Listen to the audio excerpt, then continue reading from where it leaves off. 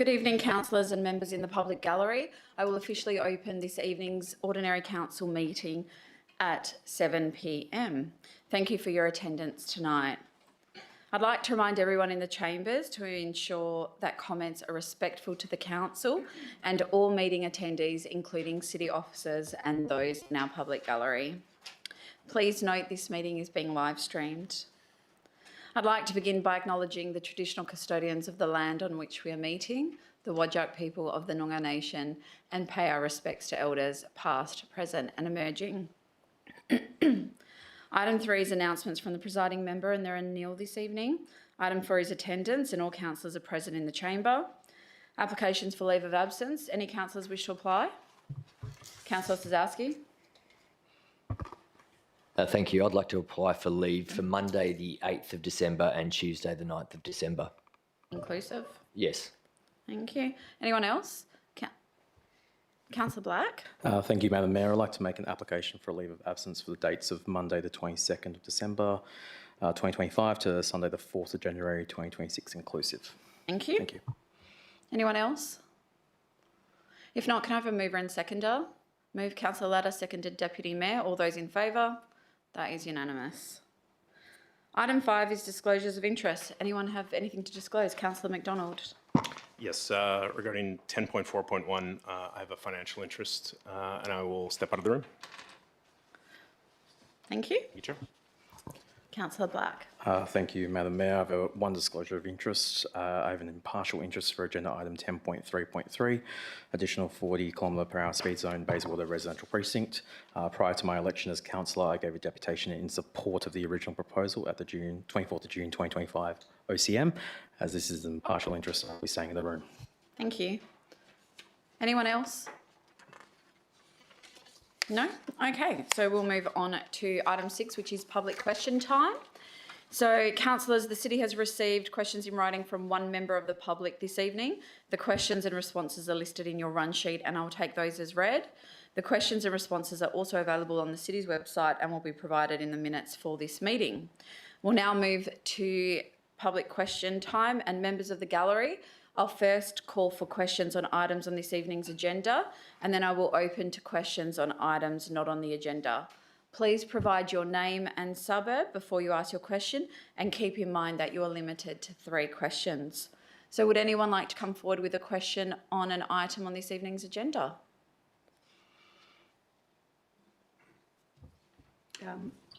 Aileen O'Rourke, Bayswater. I've got 2 questions, or maybe 3. The first question is, what is the Halliwell value of the trees that are proposed, that are being spoken of tonight in McGrath Way, Noranda? Thank you for your question. I'll go to the Director to respond. Through the Chair, an assessment has been done in regards to the Halliwell value. 3 of the trees are valued at $11,880 each, and the 4th tree is $16,632. Sorry, could you repeat the first one? So $11,880 Yep. for 3 each, Yep. and $16,632 for the 4th. Okay, thank you. My second question, and this might be a guesstimation, but how long do you believe new trees would reach a similar size or canopy cover if the trees were removed? Thank you for your question. I'll go to the Director. Through the Chair, it's probably difficult to estimate how long it will take, depending on the species, how much water they get, any sort of fertiliser or anything like that gets added to them. Those existing trees are about 20 years old, but again, like I said, it depends on the type of species, what type of tree it is, depends on how fast they grow or how slow they grow. So it's difficult to provide an estimate of that time frame. So maybe 15 years? The Director answered the question. Okay. How long, what's the percentage of of trees that fail to take, verge trees planted by council that fail in Bayswater? Thank you for your question. I'll see if the Director has that information. Through the Chair, I don't have the exact figure, what the current rate is, but it's somewhere in the vicinity of about 10%. 10%. Okay, thank you. Thank you. Anyone else like to ask a question? Come forward. Robert Walker from Planning Solutions. Is council aware that the Jacqueline Street development delivered by our client Co-Living Collective, which is a similar scale to item 10.4.1, has not received a single objection since it started operating nearly a year ago? Thank you for your question. Not sure about all of council. I haven't received any complaints about it, but I'll go to the director to see if the city has. Through the chair, we haven't had any, the city hasn't received any complaints for that development site. Thank you. Is council aware that our client is open to accepting conditions relating to parking management and also making the complaints procedure which our client has easily available to the public? Thank you for your question, and that has been noted by council. For your comments be noted. Cool. Thank you. Is council aware that the proposed use that's being considered has been confirmed not only by the city's officers, but also independent legal advice, as well as the Department of Planning's Land and Heritage's Residential Design Codes team? Thank you for your question. I'll go to the director to confirm whether the city has received that. Thank you, Madam Mayor. Yes, the city officers' assessment did identify as a group dwelling use and has received correspondence from the Department of Planning, Lands and Heritage that it also assessed it in the same way, and officers have also received legal advice provided by Mr Walker confirming the same in terms of how the assessment of the land use has been identified. Thank you. Thank you. Anyone else have a question on an item on the agenda? No? Are there any questions on items not on the agenda? Please come forward. Sorry, we're still on the agenda. Okay, then please come forward.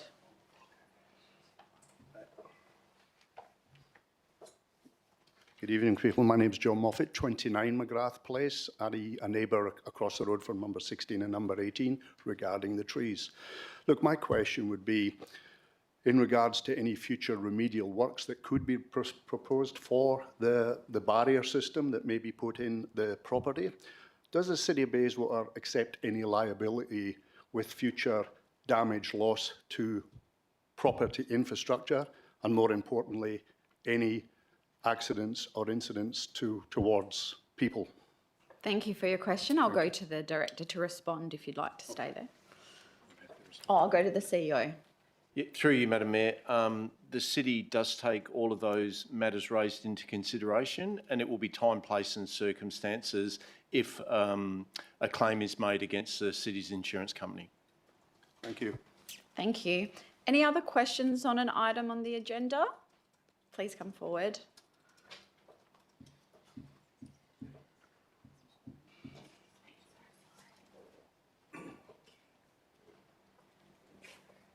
Hello, I'm Rebecca Pullman. I live at 16 McGrath Place. I have a couple of questions. The first question being, I'm curious to know, with the risk assessment was done, that was placed in the report, who wrote the risk assessment? Thank you.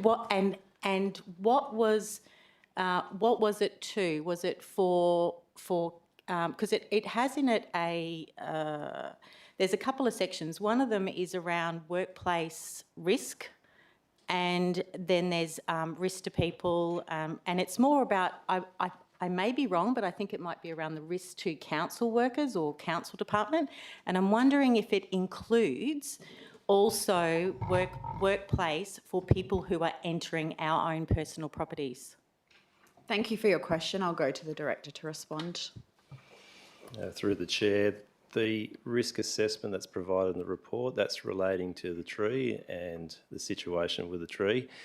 In terms of any other type of risks, in terms of people entering the site and walking around that particular area, is not covered by that particular assessment. That assessment is done in accordance with appropriate standards. It's produced by an arborist, and like I said, it relates to the actual trees.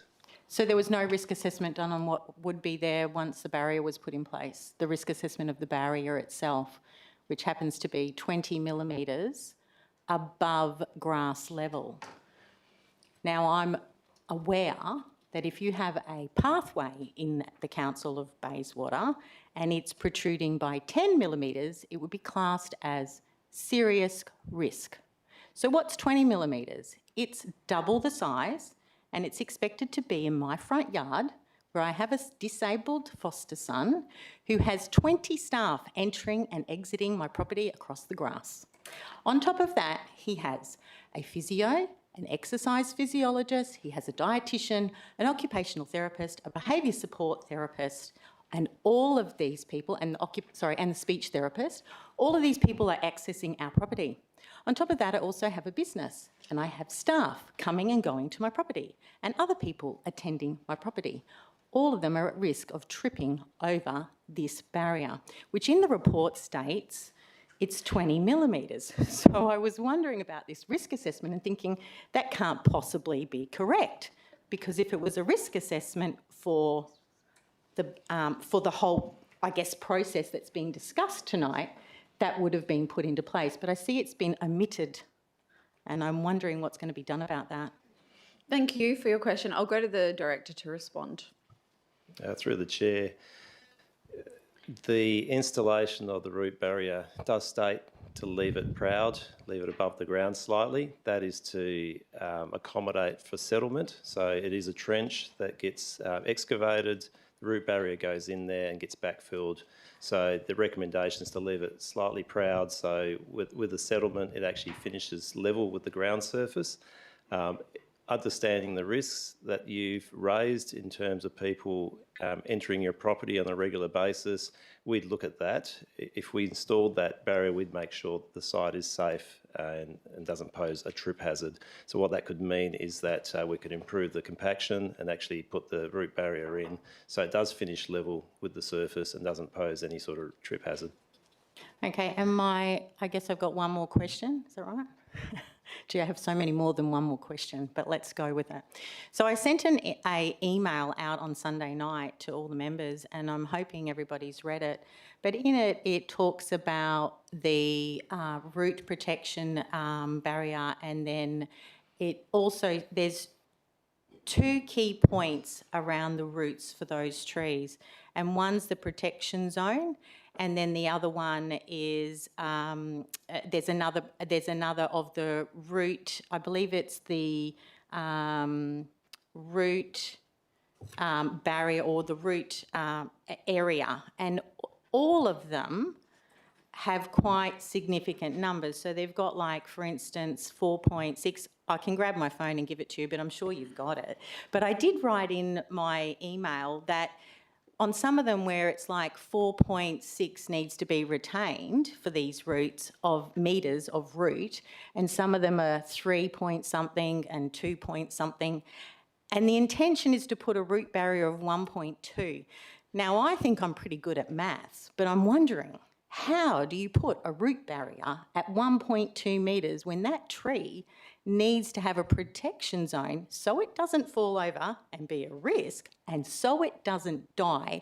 How do you put a root barrier in at 1.2 metres when it requires 4 point something metres to be retained? Thank you I'm for your curious. question. I'll go to the Director. Through the Chair, the recommendations made by a professional arborist in terms of where that root barrier can go and what the spacings are. It is proposed to put the root barrier, if it goes in, is proposed to put it along the property boundary and also wrap around along the crossovers to protect those crossovers. In terms of those trees, there are structural roots there. When the root barrier goes in, the arborist looks at the site and ensures that the tree is not compromised in terms of its stability. So that will be taken into consideration when the root barrier goes in. Thank you. Okay, but it's written at a different number. So it's got a number for that protection barrier. I'm just wondering how they're going to do it inside it. I don't understand. I'm a little bit concerned how we can base a decision on it tonight when the numbers don't match. Thank you for your comments, and Council will take that into consideration this evening. Okay, thank you. Does anyone else have a question? Please come forward. So just quickly on 10.4.1, when you're approving this these 4 group dwellings, is that going to be part of a broader plan to develop like the precinct around Morley Station? Thank you for your question. It will be considered this evening by council, and I'll go to the director to make comment about the broader area. Thank you. And sorry, director, before you, do you mind just stating your name and suburb? Yes. Aviv Silman, Naranda. Thank you. Through you, Madam Mayor, thank you for the question. This application is on land that's privately owned by a private developer. Land in and around this area is in close proximity to the Morley train station, and across in land adjacent to the site is land identified as suitable for higher density residential housing. That those development outcomes will be facilitated by private investment, so not by the council, but the council does play a role in setting the planning framework, which does encourage and facilitate for high density residential housing in and around the Morley train station. Thank you. Would anyone else like to ask a question? Please come forward.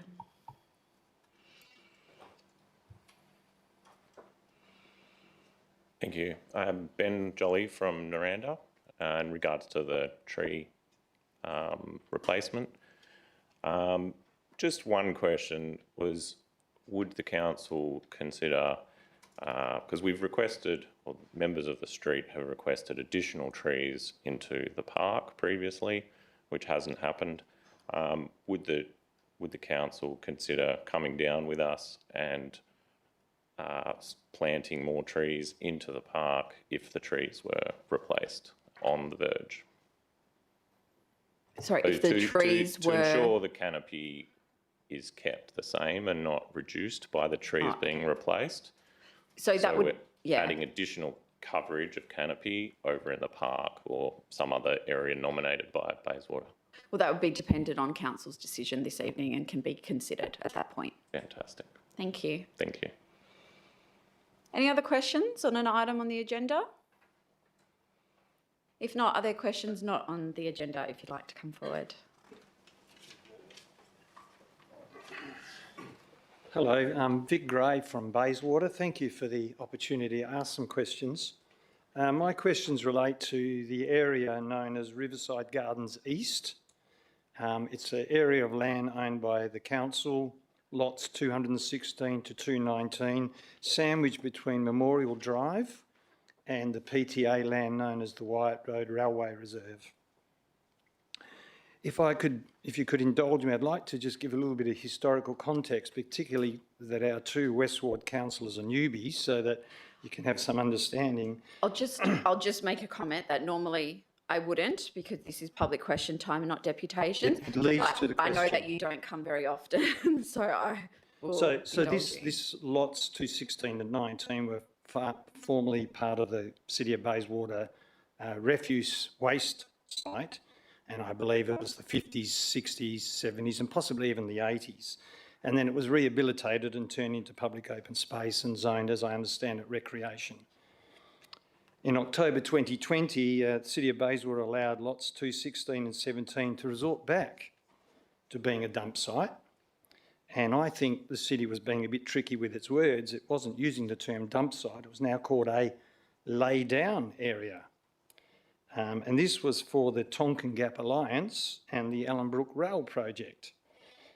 My understanding, there was no public consultation on this, and the residents of that area had 2.5 years of sand, concrete waste, old light poles were dumped there, dead trees, crushed limestone, blue metal, and even at one stage there was a batching plant or some sort of sand cleansing machinery set up. We had 2.5 years of this, trucks, earth moving equipment. I think everyone in the room understands what happens when trucks and earth-moving equipment select a reverse gear and you get that beep, beep, beep. We had that on occasion running right through the night when they were doing some projects. The dust in our houses was unbelievable. Look, I never complained about it because I thought this whole project's for the greater good. And I had faith that the City of Bayswater was going to ensure that it was rehabilitated correctly and that it would compensate us residents by trying to improve the amenity of the site once the project was finished. My first question is this. Did the City of Bayswater charge the Tonkin Gap Alliance and the Allenbrook Rail for the use of this land, and if so, how much? And if not, why not? Thank you for your question. I'll go to the Director to respond. I'll have to take that one on notice. There's a bit of history behind that. It was before my time, so I need to go through the records to see what deals were made, if any, and take it on notice. Okay, thank you. My second question is, in September of 2024, the City of Bayswater decided to use the area also again as a lay-down area. About 20 trucks of black soil and about 50 huge diameter logs were dumped on what's known as Lot 219. I rang Ken, who was the head of Parks and Gardens, and was told that the soil was from some works being undertaken at Horton Park and the logs were for the urban forest. And he assured me that both of these items were temporary. Now that was 15 months ago. The soil was finally ploughed in, but the logs remain. My question is this: does 15 months fit the definition of temporary as far as the City of Bayswater is concerned? And B, when are the logs going to be moved? They are currently a safety risk as they are assembled randomly and they're very large and very heavy and children are climbing them constantly. And secondly, they are a haven for snakes. So, two questions. Is it reasonable to expect them to still be there 15 months later? And when will they be moved? Thank you for your questions. I'll go to the Director. Through the chair, I'll need to find out why they were stored there in the first place and what the duration and why it's been there that long.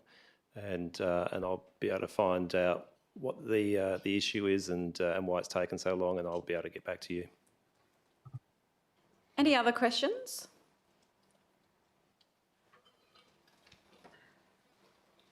Aileen O'Rourke, Bayswater. King William Street, just first of all to thank the council for the trees that have been planted. Mostly they are thriving, with a few exceptions. I was under the impression that where the trees couldn't be planted, i.e. where the verandas came over between Murray Street and Watley Crescent, there were going to be large pots with large trees put in them. Now, I'm not sure that was something that the council promised or whether it was something that Bayswater Traders or some other community group promised. I just wondered if you could fill me in on that. I'll go to the Director to respond. Through the chair, I believe there's been some discussions amongst various people and some of the consultation that we've undertaken with the project. At this point in time, I don't believe we have any plans of putting that in, but what I will do is I'll go back and have a chat to the staff and see whether we can accommodate something along that street in terms of putting some planter boxes and possibly some smaller trees in there. Okay, thank you. Thank you. Any other questions?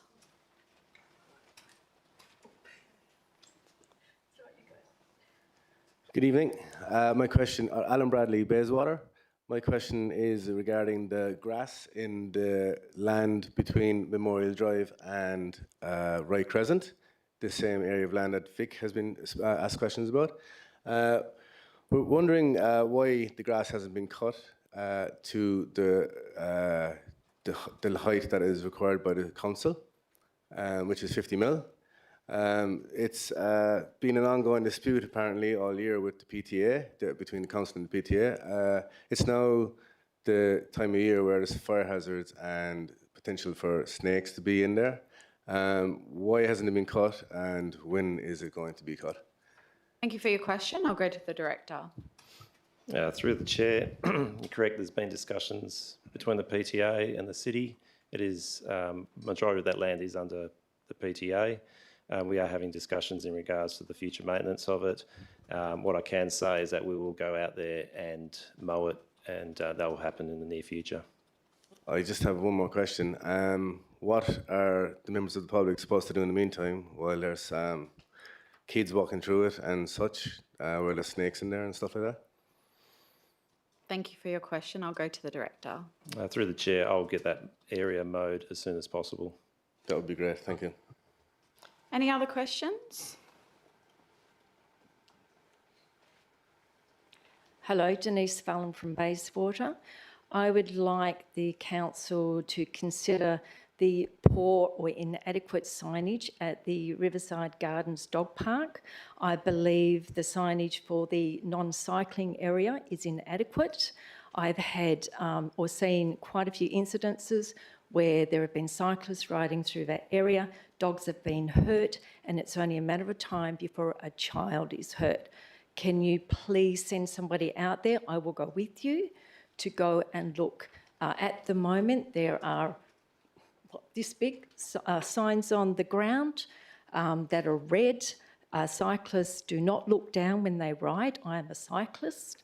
They need big signs, especially when they come over the big, that little brown bridge from the Memorial Drive. There's a lot of congestion. Cyclists are looking at the congestion, not at the sign on the ground. They need a big sign at the 4 entrances to the dog park. So your question is, does the city have any plans to upgrade the signage at that area? Absolutely. I will meet you there. Thank you for your question. I'll go to the director to respond. Through the chair, yeah, we can go and inspect the site. Yeah, if we can have your contact details after the meeting or send it through to the city, we'll get in touch and do a site inspection and work out what signage needs to be improved.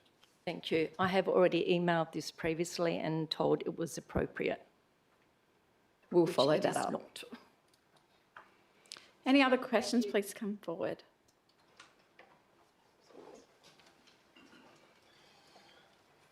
Aviv Sulman, Naranda. A lot's been made about development around the new Naranda station. Are there also plans for like development around, around the Morley station? What are the plans for development around the more north Naranda station? Thank you for your question. I'll go to the director to respond. Through you, Madam Mayor, land around that station is currently zoned under the council's town planning scheme, so there is currently a planning framework in place. I'd have to take that on notice to give you some more detailed information as to future possible plans.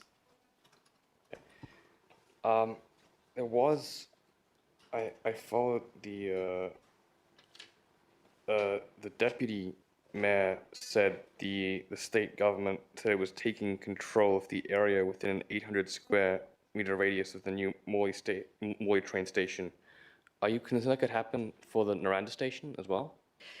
There are no plans that the state government has announced to take over that area of around the Naranda train station. Thank you. Any other questions? Hi, it's Steph Coates from Bayswater. I did have a question also about mowing the grass, but I think that's been answered. On that though, I did have a question about who's liable. Alan's dog died from a snake bite across the road. He's got 2 young children. We see children running in the field. If there was a child bitten, who's liable when the grass is not mowed and maintained? My other question was, we observed that there were about 100 trees planted on the verge of Wyatt Road near the Higgins Way intersection after winter had ended. I did hear the director say that 10% roughly don't survive. I was going to ask how many new trees planted perish, and is an audit done by the City of Bayswater with newly planted trees to look at survival rate, location and the time of year planted.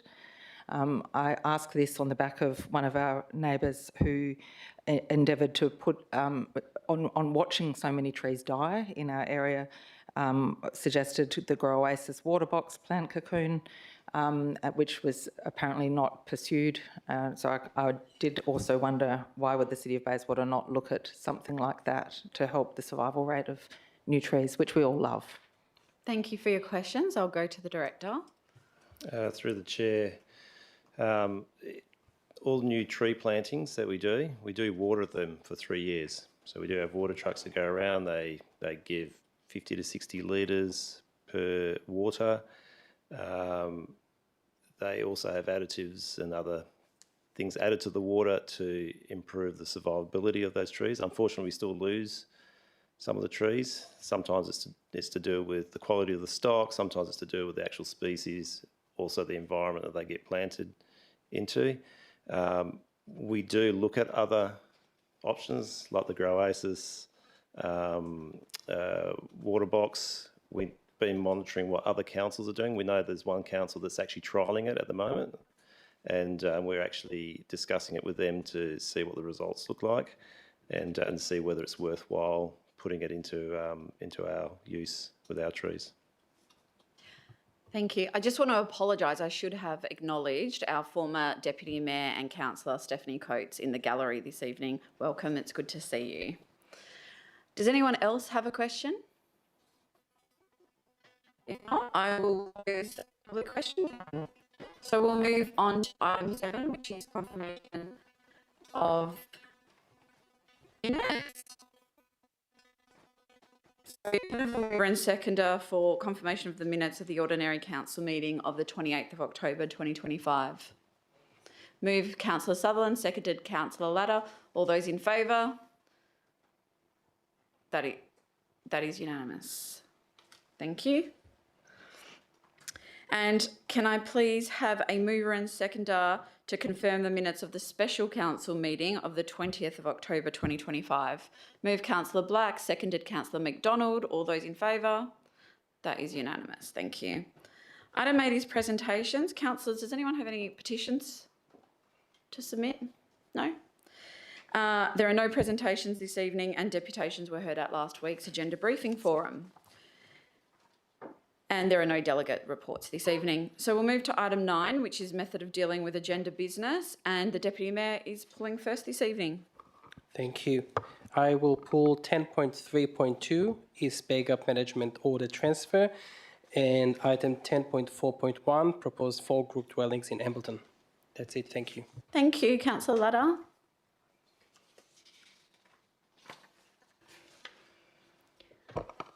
Can I please pull 10.3.1? And that's it. Thank you. Councillor Sutherland? No, I think it's just been pulled, 10.3.1. Okay. Councillor Pittaway?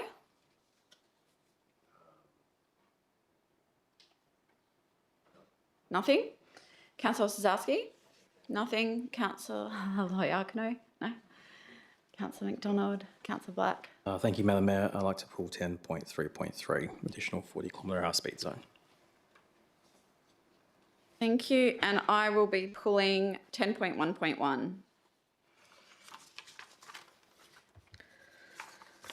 Okay, so we'll now move to consideration of the reports in section 10. And can I have a mover and seconder to bring forward items 10.3.1, 10.3.2 and 10.4.1, which were the subject to deputations. Moved Deputy Mayor, seconded Councillor Black. All those in favour?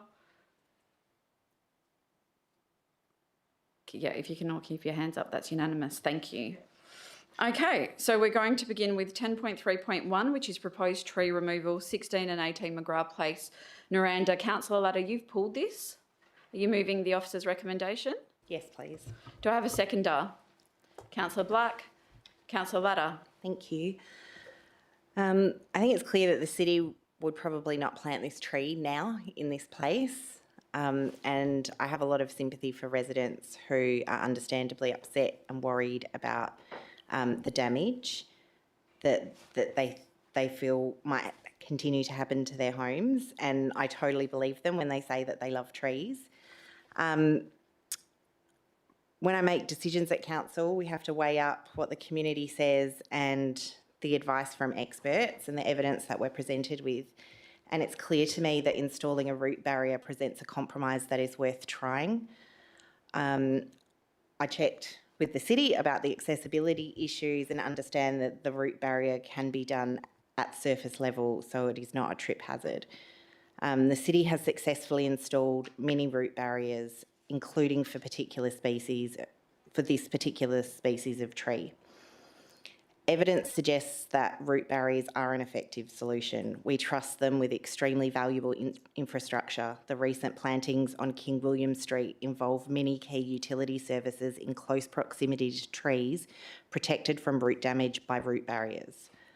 Removing trees can seem like an easy fix, and in some ways it is an easy fix for one problem, but we also have a canopy crisis on our hands. Our future planning shows how difficult it will be for us to provide the kind of canopy coverage that makes our neighbourhoods livable. Removing trees has to be a last resort, and we are not there yet. I want to assure residents that this is not their one and only opportunity to have their concerns heard and solutions considered. The city will continue to work with you all to manage these trees into the future, and I'm sure if the solutions do not solve the problem, that we will see this item back at council.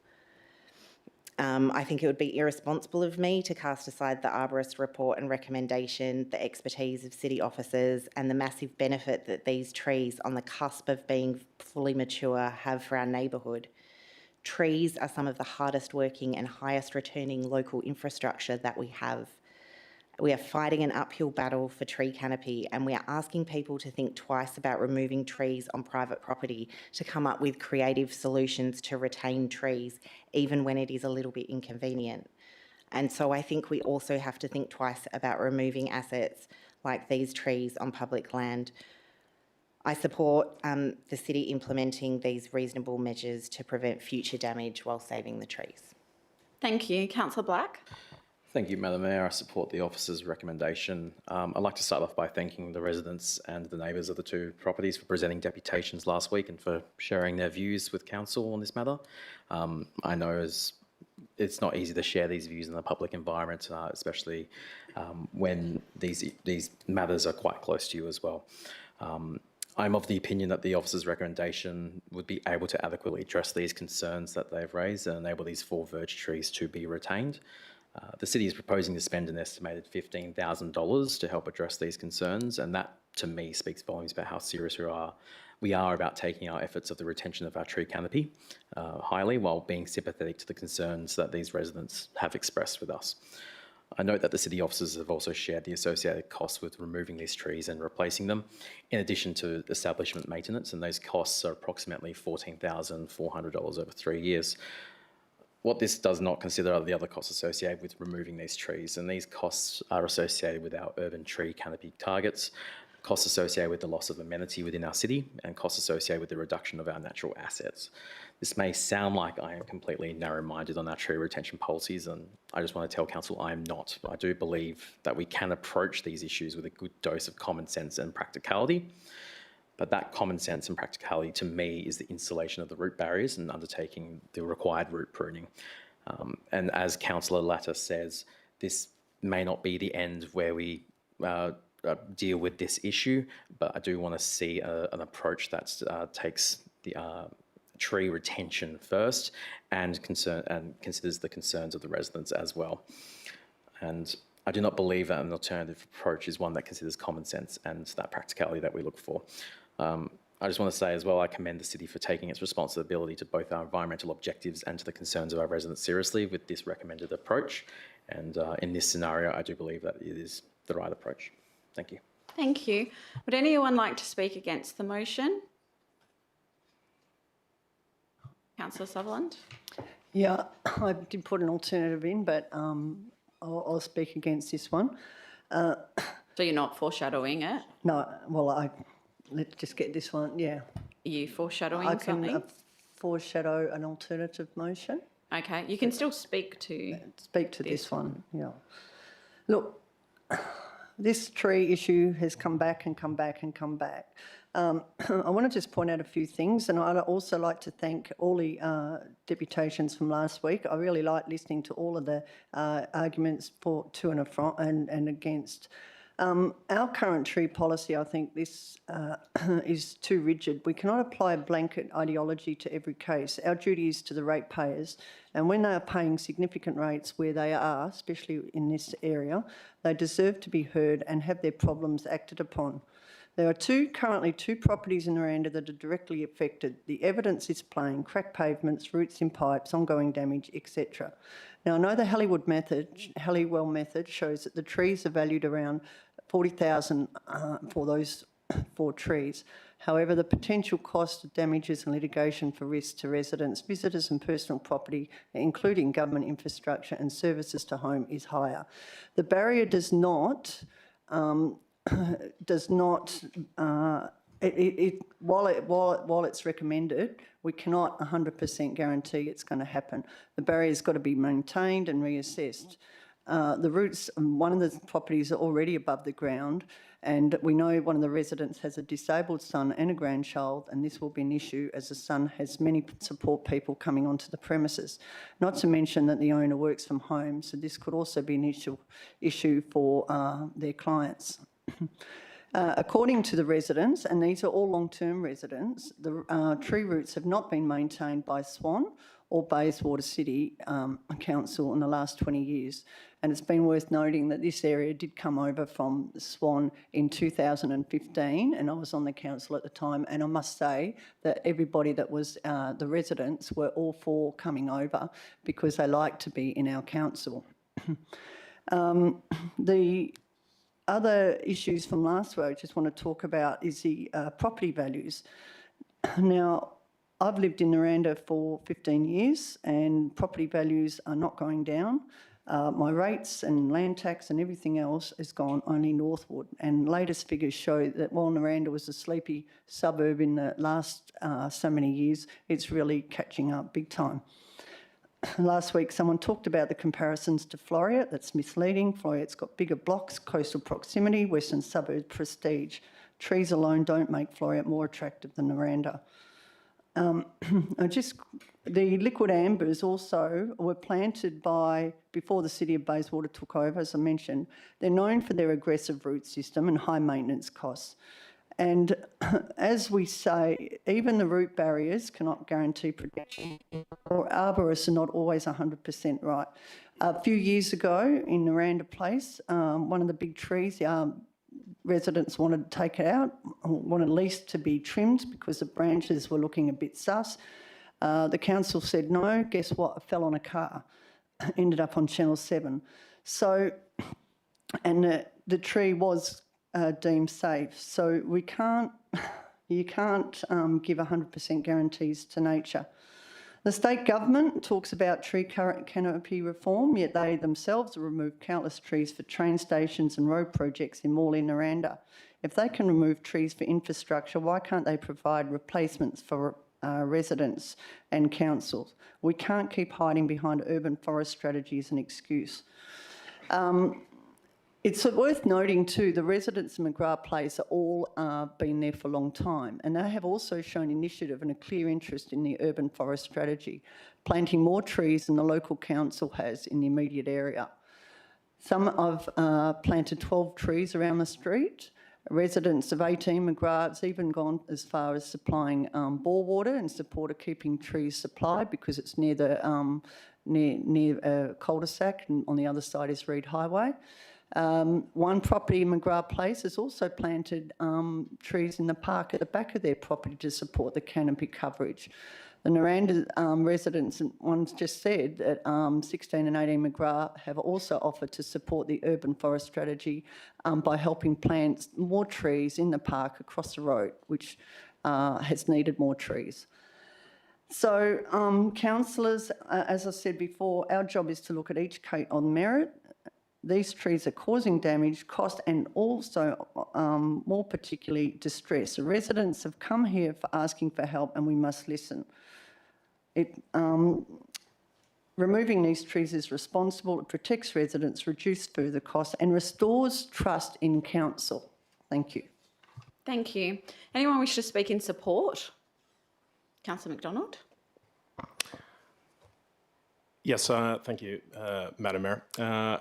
Yes, I'll be voting against the removal of the trees. There are 88 liquid ambers in Bayswater on verges.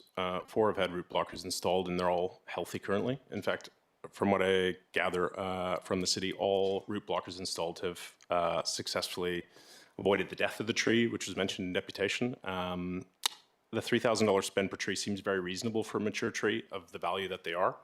The officer's recommendations and the arborist's report are in line with the city's policies. So I think the city deserves an opportunity to put that into place before maybe further decisions are made on this in the future if it came to that. You can't reduce all risks by 100%, but you can make a calculated decision. And I think in this case, the city has made a sensible case. Thank you. Anyone wish to speak against? I'll speak against. Firstly, thank you to the residents of McGrath Place for coming in and having your say on it. I'd like to thank the staff for the report. I can see that the report aligns with council's policies on this, and thank you to the councillors who support this for your points on it. I respectfully disagree with it. It's cases like this is why I decided to run for council in the first place. I want to make people's lives easier. I care about the residents, and when I see the resident come up to the microphone and speak with such a frustration in their voice about how this is actually impacting their day-to-day life, that's where I want to help. That's where I want to come and make common sense decisions. And common sense was used by Councillor Black, and I guess we have a different view on what that looks like in this particular instance. I think there can be a win-win situation. I think we can help the residents get to an outcome that they want by removing these trees and by having a reasonable replacement trees. We don't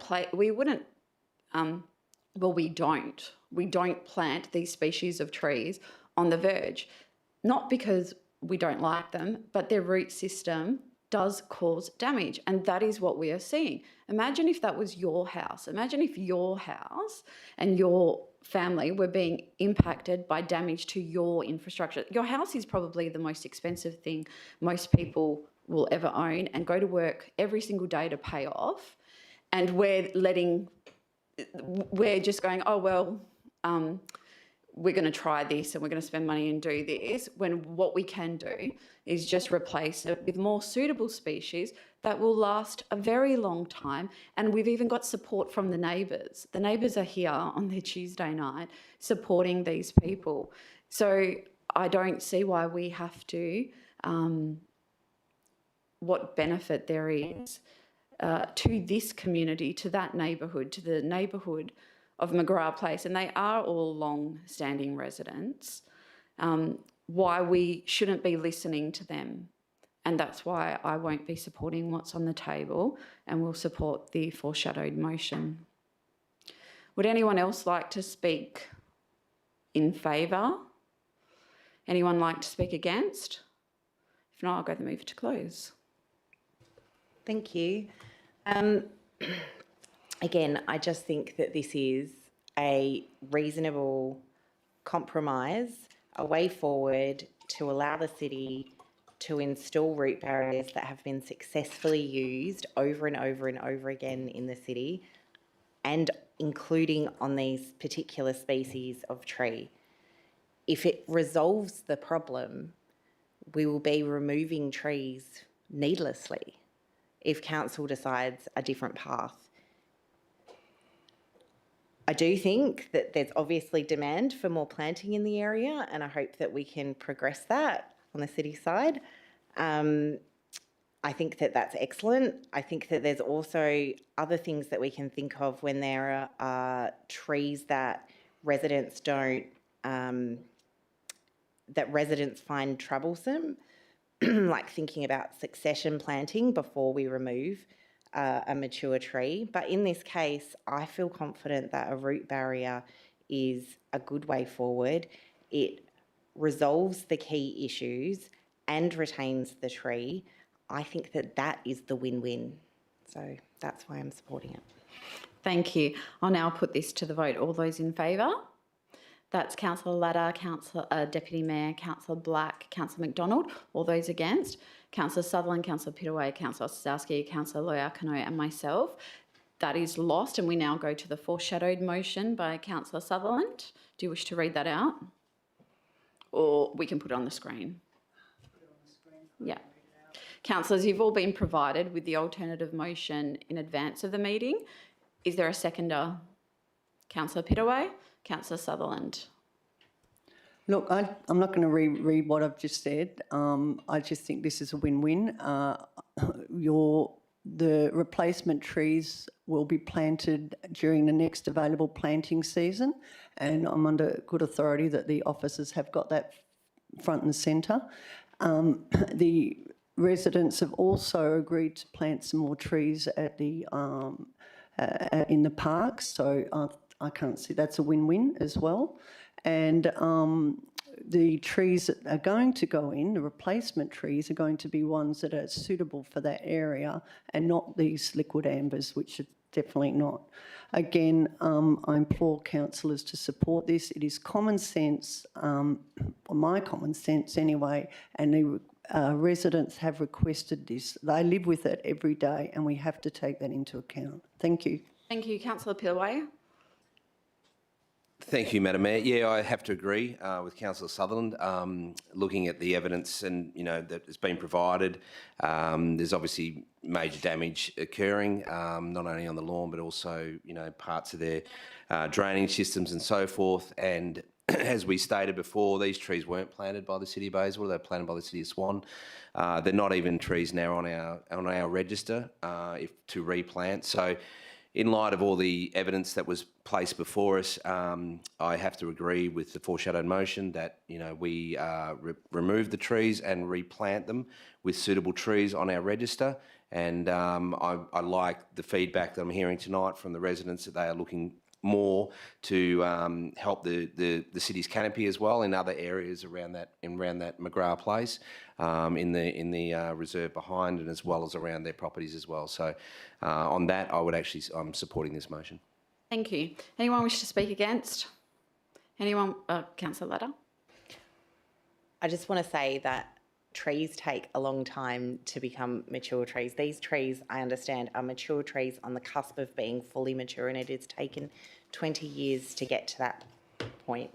So replacement trees are not, in fact, like for like. It is not the same. We are losing the canopy coverage when actually we had a perfectly good solution that would have enabled us to keep it. Thank you. I have a question for the director.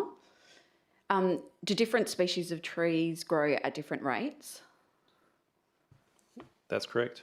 So it's possible that a different species of tree could grow to be mature in less than 20 years? Yep, that's possible. Yep. Thank you. Anyone wish to speak for? Anyone wish to speak against? Councillor Black. Thank you, Madam Mayor. I believe we had a good solution on the table, but I appreciate that council has taken a different pathway. I don't agree with what the foreshadowed motion is seeking here. I think we're losing quite a significant amount of amenity to this street and to our city. Look, taking out trees that are almost fully mature is a pretty big call for us to make, especially when it comes to not meeting our targets with environmental, with the urban canopy. And I understand that there is some concerns from the residents, but I think what we had on the table was a perfectly adequate approach. But I will not be supporting this. Thank you. Anyone wish to speak for? I'll just say a few words just on the comments of amenity. I believe the amenity is decided by the people who live in the street. And so they're not, what I'm hearing from them is they don't believe that their amenity will be affected. They believe their amenity is affected currently with those species of trees, and their preference is to have their amenity improved with a different species of trees. So that's another reason why I'll be supporting this. Anyone wish to speak against? Deputy Mayor. Thank you, Madam Mayor. Look, I'll be quick. I am very mindful of the residents' concerns, and that concerns me deeply. But I will follow the arborist's advice that the root barrier can work. Thank you. Anyone wish to speak for? Anyone wish to speak against? Councillor McDonald? Yeah, it just doesn't seem, Madam Mayor, through the chair. I'm pretty new, but it seems like a bad precedent for policies and reports written by professionals to be disregarded. Thanks. Thank you. Anyone wish to speak for? Anyone wish to speak against? If not, I'll go the mover to close. Thanks, councillors, for all your comments. I just want to address a couple of them. In terms of precedents for policies and reports, etc., that's why we get paid. That's why we get elected, to make decisions. And we have got the power. If we don't think an issue is right, we can change this. And in my opinion, this is the right thing to do. As I keep saying, I don't know if anyone knows, but the trust in government at all levels, from federal, state, local, and in our institutions, at an all-time low, because people come to councils, they come to governments, they ask for help, and we can't do it because we hide behind these invisible walls of policy. Well, it's our job to start looking at what the individuals want, not what the policy is. So I'm happy to support this motion. Thank you. I now put it to the vote. All those in favour? That is Councillor Loiacono, Councillor Sosowski, Councillor Pittaway, Councillor Sutherland and myself. All those against? Councillor Ladder, Deputy Mayor, Councillor Black, Councillor McDonald. That is carried. Thank you. We'll now move on to the next item, which is 10.3.2, East Bay Gut Management Order Transfer. Deputy Mayor, you've pulled this and you've got an alternate motion. Yes, thank you. Councillors, you've all been provided this in advance. Is there a seconder? Councillor Black, Deputy Mayor. Yes, it is on your screen. I'll start by thanking the Big Up group for all their work for so many years and helping to, literally transforming that part of our city. I've been helping weeding and planting since 2015, and so much has happened since. It's a different piece of land. When I want to feel in nature and not far from home, I go to Big Up. There are other areas, but Big Up is definitely one of them. And I think we should not stop the process that council committed. And what I'm proposing here, this alternative, we will continue to support the transfer of the management order for the eastern portion of Big Up, but with conditions. And I think it will be stupid of us not to ask those conditions and make sure that we do get the funding that will help us to rectify all the issues that come with the land. Otherwise, really, it's not a good deal from our perspective, and we better leave it for the state government to deal with it. So if we can go get those commitments, which you have on the screen, all those funding to fix the boardwalk, the limestone access track, we have also all the restoration works and etc. I think then it will give us the confidence that we can go ahead and take charge of the land, which will also help us to recognize, hopefully, and start the process, which is also limb 6 in the motion, to recognize Big Up wetlands to a Class A reserve. So this is the first time that we are officially asking the city to go ahead with considering this issue and looking into the details. I'm asking the city and the mayor to write the relevant letters to all the relevant people to seek those commitments, and I do hope that obviously the community will help us, because we do need them to push for those funding commitments. $1.1 million, it is not much for the state government to actually pass on the responsibility of that part of Big Up. So hopefully they will be very happy and jump on this offer, because I think it's a very good offer from their perspective. I also proposed here that the city will start preparing the management plan for our part of Big Up in early 2026. So that is already part of the motion.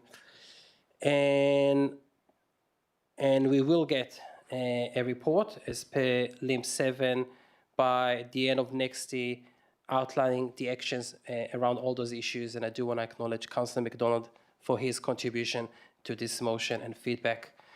Those are my comments. I hope councillors will support us. I think there is no risk here, and we are addressing here all the liabilities, and we can have a massive win for our foreshore and this very important environmental area for so many residents that go and visit and cycle through, if this can happen. Thank you. Thank you, Councillor Black. Thank you, Madam Mayor. I second this motion and support the what I think is a good approach to the transfer of the management order for the eastern portion of Bagoat Wetlands. I think I am a new councillor and I am not privy to the history of this process, and thank you for the supplementary information that's been provided by the city to help provide that. But I think that shows that this hasn't been a small process. This started back in 2020, 2021, when that initiation of negotiations did take place as well. I think it will be a shame to discontinue those conversations, and I think on the basis that the funding is not available or not apparent, I think we need to continue working through that. And I think that the Deputy Mayor's motion, I feel that the Deputy Mayor's motion does address those appropriately. It does provide, and I understand that there was the councillors were working on an approach which was similar to this, and I think I do support this. Securing that funding is going to provide the city that confidence to progress with that management order. And that could be through the state government, that could be through other grants processes, or even through the council's budget as well. That is a decision for council at a later stage, or for something to consider. But I think given that the amount of work and the amount of love and care that the community has for the Bagoat Wetlands, especially one that is under our management order in the west, I think is something to consider as well, bringing that and unifying that and making that a Class A reserve. I'd like to appreciate as well that the deputations that were given last week in support of something like this, where we support progressing the transfer. Appreciate the support that's been given from the community, and also the countless hours of volunteering time in terms of weeding and land management. I do recognise as well that actually does contribute strongly towards the city and reducing our bottom line when it comes to that management of our own land as well. So without the work of those volunteers in Bagoat Wetlands and across all our city where we have city-owned land, I think that would mean that there are additional costs associated, and we need to recognise that as part of this management transfer of the management order. I think this is a sensible approach, and I hope that council does support it. Thank you. Thank you. Anyone wish to speak against? Anyone wish to speak for? Councillor Ladder. Thank you. I have two small alternate amendments I would like to propose. The first one I provided to governance before the meeting. It just seeks to, can I explain? Yeah. I don't think councillors have received it. No, it just seeks to index the funding amount, so that if this takes another 4 years before we actually receive funding and secure a transfer, that we're not still working with 2025 figures. Yeah. So what I'll do is I'll get both of your amendments up. Sure. And then I'll check if the mover and the seconder... I might do them separately. Okay. So I'll just ask the mover and seconder, please read what's on the screen and if you accept it or not. I'm happy to accept it. Happy. And seconder? I accept. Okay. So that now forms part of the substantive. Thank you. And the second one? And the second one is to add a limb which adds progressing this onto our key advocacy list. Okay. So that's an additional limb 8. Yeah. I'll just get the minute taker to get that on the screen. But while she's doing that... That's the intention. Yeah, very happy to support it. Happy to support. And seconder? I support. Yep, so they form part of the substantive if you want to talk to the motion. Yeah, sure. The the reason, I suppose, for other councillors why I wanted to make sure it was on the advocacy list is because then it ties in with the CEO's KPIs, and it demonstrates the priority that this particular place has for council. It's been 4 years since the city was tasked with negotiating a land transfer, and I don't want it to take another 4 years. I think advocacy is a bit more than just writing a letter, and I hope that the city can take that on. Baigup is one of my favourite places in the metro area. We have, in the city of Bayswater, 14 kilometres of foreshore, but only about 3% of our district, I believe, are natural areas. So this is quite a special place. The current land managers to DPLH, well, they're not land managers. They have responsibility, but they are not a department that is able to care for the land. The city has a brilliant team of natural area managers, and they should be adequately resourced for the significance of the work that they do. They are our frontline against climate change. They manage wetlands along the foreshore that are our biggest carbon sinks, and they work with our biggest assets, the community volunteers who put thousands of hours of work into caring for these special places. I hope that we choose to bring East Baigup under our wing and continue to nurture this little pocket of biodiversity, wellness and sanity. Thank you. Anyone wish to speak against? I just want to make some comments on this. Look, this has been going on again for a long time. I voted against this in the first time because government is taking far too long to decide what to do with this. I can understand from the point of view of the community groups, it's much easier to work with council than it is a department. Literally with faceless people. I'm hoping that if this comes about, we have got the current member of Maylands, who was the ex-mayor. This should not take a long time, but who knows? Good on Councillor Latta for having a go about I can't remember which one it was, but the first one in trying to get more money. I don't think that will ever happen. I think what did you say? I can't see it. What number? 1D. 1D. Oh yeah, all funding amounts refer the index. Yeah, I'm not sure that it's good, but just again, we know how governments work, and we don't know if that will happen. It's going to take nearly $1 million for 5 years, and then it's going to take about 80,000 after that from our coffers. And just quickly to let people know, we've got a budget of 100 million. We spend about 2.9 million on sustainability and the environment, and then about 17.9 million on parks, maintenance and operations. So without guarantee from the Department of Lands for money, we're going to add obviously more pressure to this. But again, it's very hard for me to know because I want this to happen, but then it's ongoing costs and we don't know what's going to happen, so I'm not sure yet. But thanks, good on you for having a go at this. Yep. Thank you. Anyone wish to speak in favour? Councillor McDonald.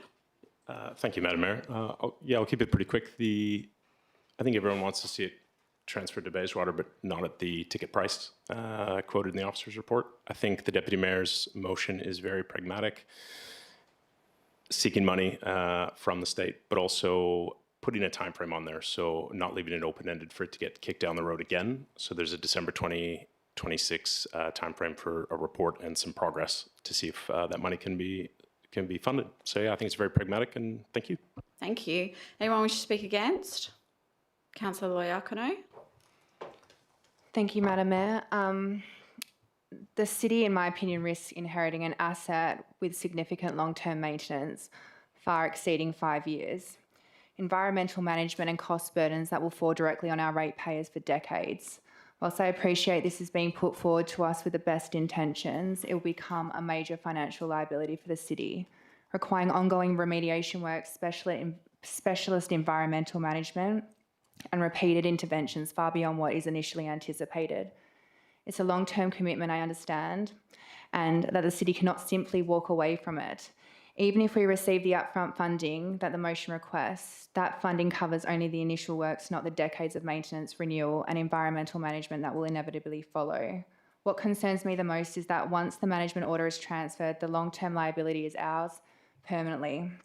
The motion acknowledges upfront costs but does not address the predictable downstream costs that every reserve brings. Once we accept responsibility, there's no offloading it later. Our role is to make financially responsible decisions that protect the city's future sustainability. Taking on another environmentally complex high-maintenance reserve, no matter how well-intentioned, puts the city, in my opinion, in a position where we will be underfunded, overcommitted and carrying costs that ratepayers never agreed to.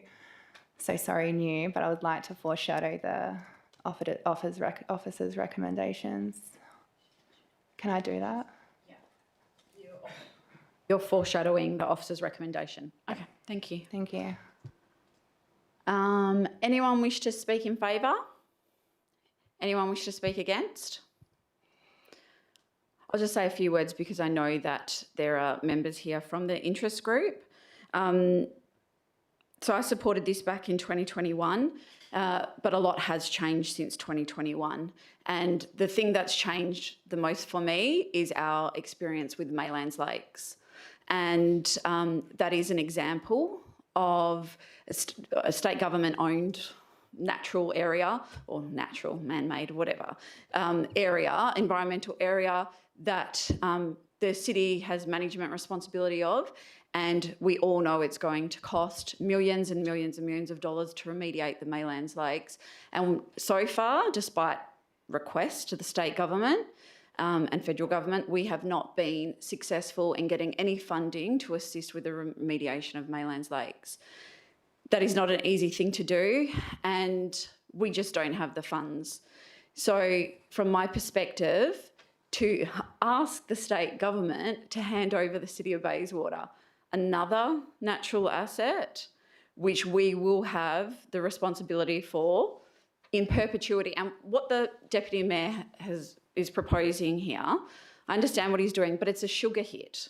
It's a sugar hit for the next 5 years, if we're lucky enough to get it, because there's no guarantees I would get it, and history has shown that it's very unlikely to get it. But even if we did get it and we went down this path, what happens after 5 years? We are essentially putting more financial burden onto future generations of residents and ratepayers of the City of Bayswater. We don't have enough money now to maintain the over $1 billion worth of assets that the city already owns, that we have a responsibility to maintain and upgrade and renew to people now. We just can't do it.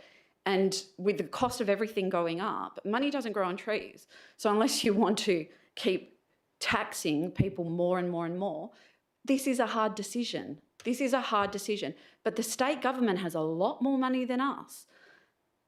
So the community should really be lobbying the state government to do better with that parcel of land. And it's no wonder that the Department of Planning, Lands and Heritage is very interested in doing this transition to the City of Bayswater, because it gets that responsibility off their books and they've got money to do something else.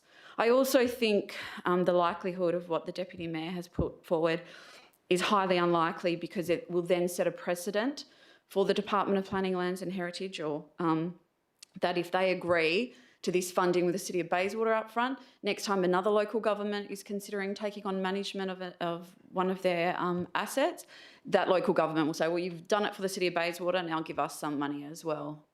But this isn't in the best interest for our entire City of Bayswater. And that's what we need to think about. We need to think about the entire City of Bayswater when we make these decisions. And is this in the best interest of the entire City of Bayswater? And I can't sit here and know that the financial burden that this will be going into the future is in the best interest. And that's why I won't be supporting it. Anyone wish to speak in favour? Anyone wish to speak against? If not, I'll go the mover to close. Thank you, everyone, for your comments. Look, I'll try to address just a few things quickly. Firstly, I'll highlight that what you have in front of you was supported by the Backup Wetland Group. I consulted with them They were very happy. I find that they are very reasonable community members. They understand that we should not take over the land without getting financial return to fix all those issues. And I thank them for that understanding. And this is what is being proposed here. And I am a bit surprised to hear that despite of what is proposed here, which as we heard from the Madam Mayor, very unlikely that we will get it, why will we go against it then? If it is very unlikely, why will we send a message to our community we do not even want to try to take ownership of that part? Whilst the comments that I heard about taking on us more assets resonates with me a lot, and specifically around the Mellons Lakes and other areas all around the city. However, I do think it is different. Council already supported 2 years ago, and I think it was almost unanimous. Madam Mayor, I think you did support it, to transfer the land. So we already went to the community and told them council is behind this, and now suddenly we stopped it without actually following the process. And this is what they're saying. This is what they told us last week. We do not understand what was actually done, what level of discussions happened with the state government, and they were actually very basic levels of discussions. I think that will give the confirmation to our community and to us if the state government wants us to take the management of that part or not. But without doing that, I think shutting down this process, even though it's been for years, but now it is crunch time, and stopping it now, I think that is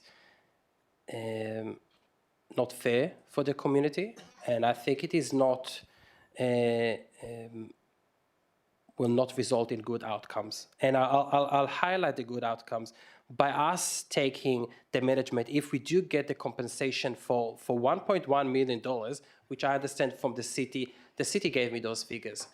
And those are the issues in front of us. Why will we need to ask for more?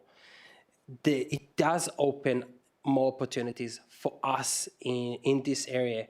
The state government, and this is the truth, and I do think that ideally they would have managed it better, but they do provide very, very basic maintenance of 2/3 of Bagup at the moment. And it's unlike us. We have a very serious and experienced environmental team. And by having us managing it if we get all those conditions happening, that brings that area to a different level. Our residents will enjoy that area more. The interaction with different groups, if it's the beds groups, if it's with SES, with the opportunities are much greater. Even as we heard from the Bagup group, even Weeding on the west side, they find it very, very challenging to get approvals from the state government. This is the situation. It is managed by the wrong department, and we can either say, this is it, or we can actually try and see what we can do about this. Look, I'll just finish by acknowledging also specifically Penny Lee. I really wanted to acknowledge you, Penny, for all your contribution. I know that you really dedicated really a big portion of your life for Bagup, and I do see this, and I think many in our community see this, and for me this is also showing to our community how much we value the time that you spent for us and for other community members, and you did not get literally anything besides enjoying walking. And Rosemary Lynch, obviously you took over. Thank you to you and all the many, many other volunteers that spent the time looking after this piece of land for us for free every year. And I think that is the really minimum that we can do, is ask for the money and see if we can get it. And if not, then it's a different issue. But stopping it now, councillors, that will be a shame. Thank you. Thank you. I now put this to the vote. All those in favour?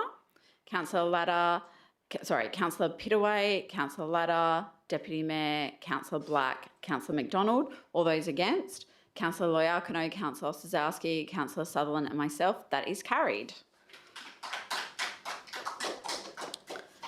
So we now move on to item 10.4.1, proposed 4 group dwellings with 2 ancillary dwellings, 44 Broadway, Embleton. And Councillor McDonald has a financial interest, so he'll be leaving.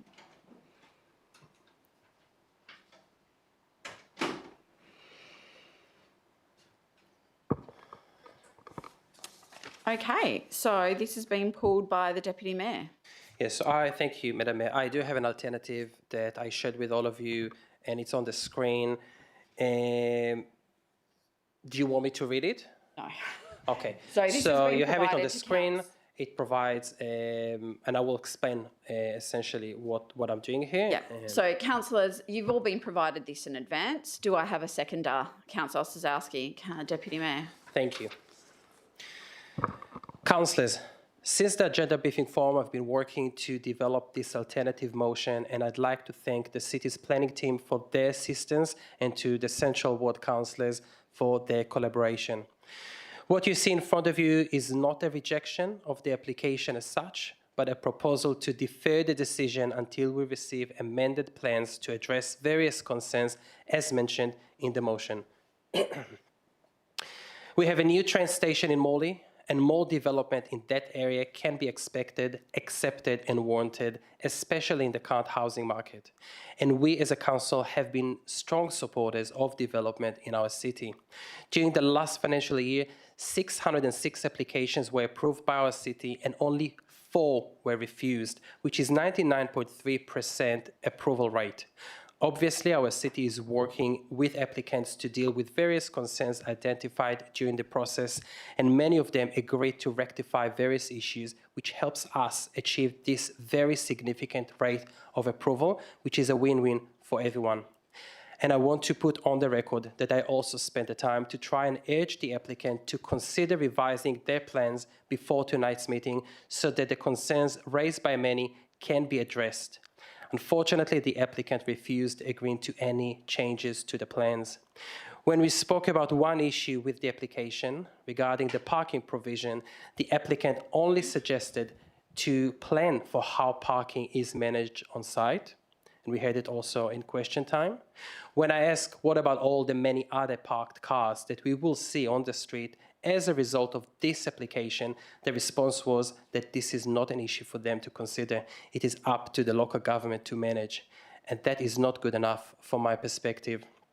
It is quite rare to see so much opposition from the community for a specific development application, which includes a petition of almost 40 signatures. And last week we heard from various residents living in that area. They all see and feel that this is not an ordinary development, even without having deep knowledge of the planning rules. My first reaction when I saw this application and the co-living arrangement was, what a great concept. I personally lived in a co-living dwelling as a student, and for many years as an adult, I did not own a car as I lived close to public transport and to shops. So this model resonates with me on a personal level. But then I looked at the details of what is being proposed here, and after I received further advice, I've become quite concerned about the cynical misuse of our planning rules. And I will call it for what it is, a blunt attempt to maximize revenue as part of a business in a quiet residential area to provide, as the applicant described last week, a product at the expense of the amenity of our Embleton residents.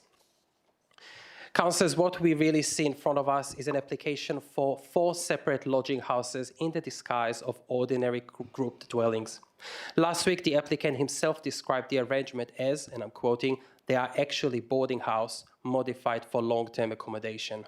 This is not a family dwelling or even similar to a share house, which typically includes a few other occupants invited to live together with the owner or the main occupant.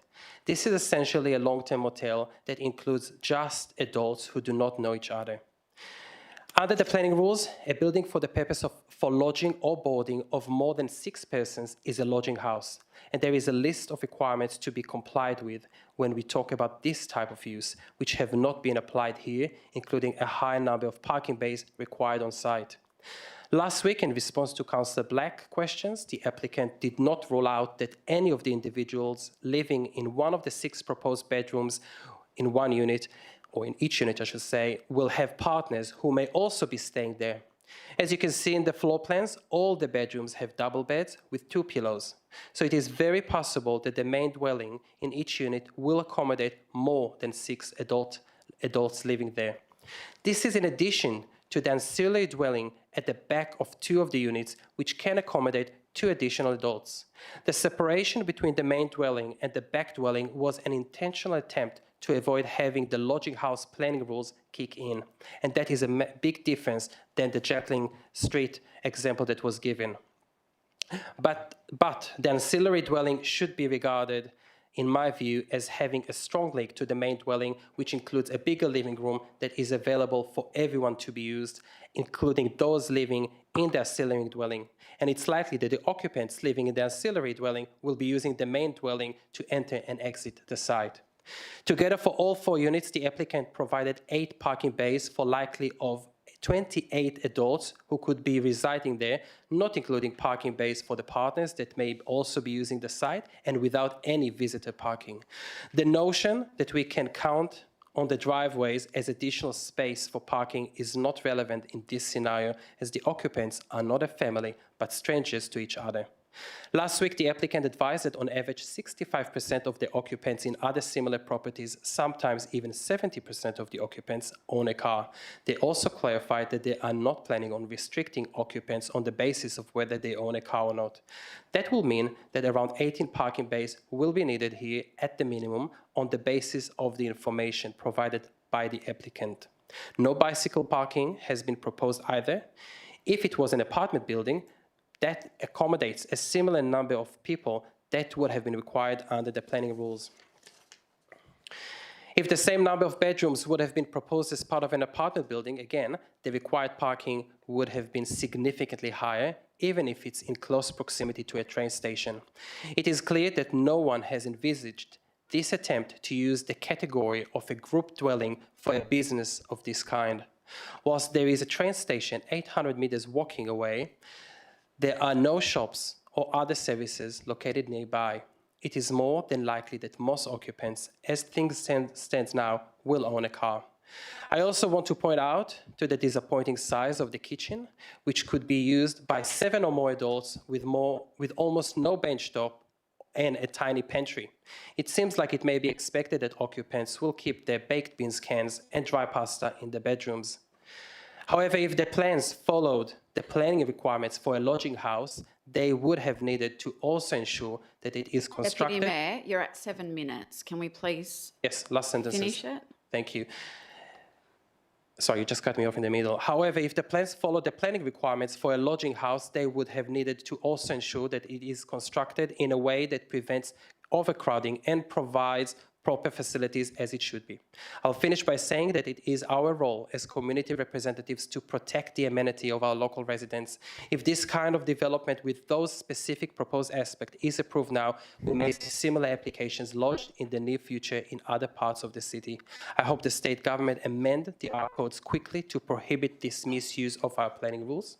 And on a positive note, I want to commend the applicant for preserving some of the existing mature trees on site, which is great to see. Thank you. Thank you. Councillor Ostrowski. Thank you. As the Deputy Mayor mentioned in his opening, I also want to be very clear that I fully support increased density and diverse housing options near major transport nodes. The state government has invested heavily in our area, and we must allow for various housing and accommodation options and increased density around these transport hubs. I am fully on board with that direction. This application has been lodged as a group dwelling development. I note that last week, Councillor Loiacono's questioning of the applicant allowed us to learn in the public forum that this development will be operated and tenants managed under boarding house arrangements. This should be a boarding house, lodging house application, in my opinion. As the Deputy Mayor's alternate motion correctly points out, this proposal will clearly accommodate far more than 6 independent persons and could therefore be considered as a boarding or lodging house in every practical sense. That usage type is allowed in this residential area under our scheme and would bring with it its own set of assessment requirements, like how parking is calculated and accommodated. I was disappointed to learn that only properties directly adjacent to or opposite the site were invited to provide feedback on this development. And this is a direct consequence of assessing this item as a grouped dwelling instead of a boarding lodging house. In my quasi-judicial role in relation to this item, it is my judgment that what is on paper does not match what I think is the intended use of the site, of the development.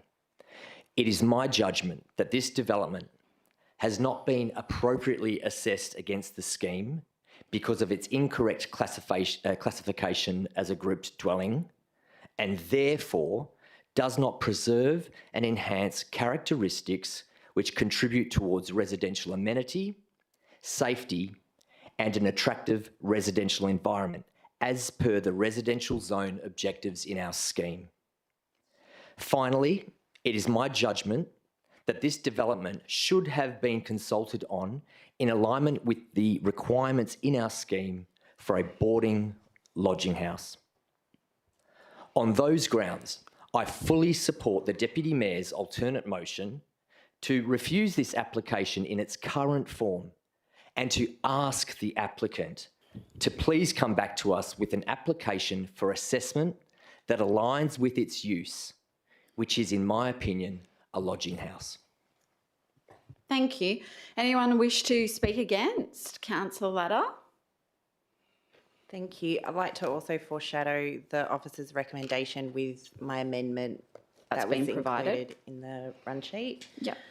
Can I ask a question of the city, please? Is this a lodging house? Thank you. I'll go to the director to respond. Thank you, Madam Mayor. Thank you for the question. So the application was submitted for a group dwelling, and the group dwelling as 4 group dwellings. And so as officers, it's our job to then assess that against the planning framework. And so that was done by officers and determined to fit the land use category of a group dwelling. I also assessed it myself independently of my team, and I also determined from my own point of view that it was a grouped dwelling. And the key there is that the purpose or the use of the building can't exceed 6 unrelated people, and that's what's been proposed. So that's why it meets the definition of a dwelling. If there were 7 or more people that were unrelated in the building, then it would trigger a lodging house and would no longer become a dwelling. Thank you. So with the current proposal, could the applicant house 7 people in one of those buildings? I'll go to the director to respond.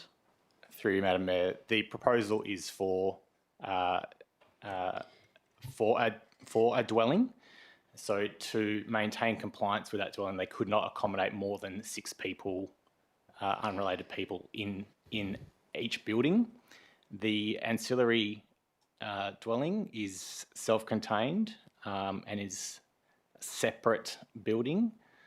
So individually, what's being proposed is not exceeding the category of more than 6 unrelated people. Can I ask, if the applicant were to challenge a decision that we made suggesting it's a lodging house, what is the likelihood that that they will be able to do that? I'll go to the director. Through you, Madam Mayor, and thanks for the question. Yes, so one of the things that would be difficult to defend is if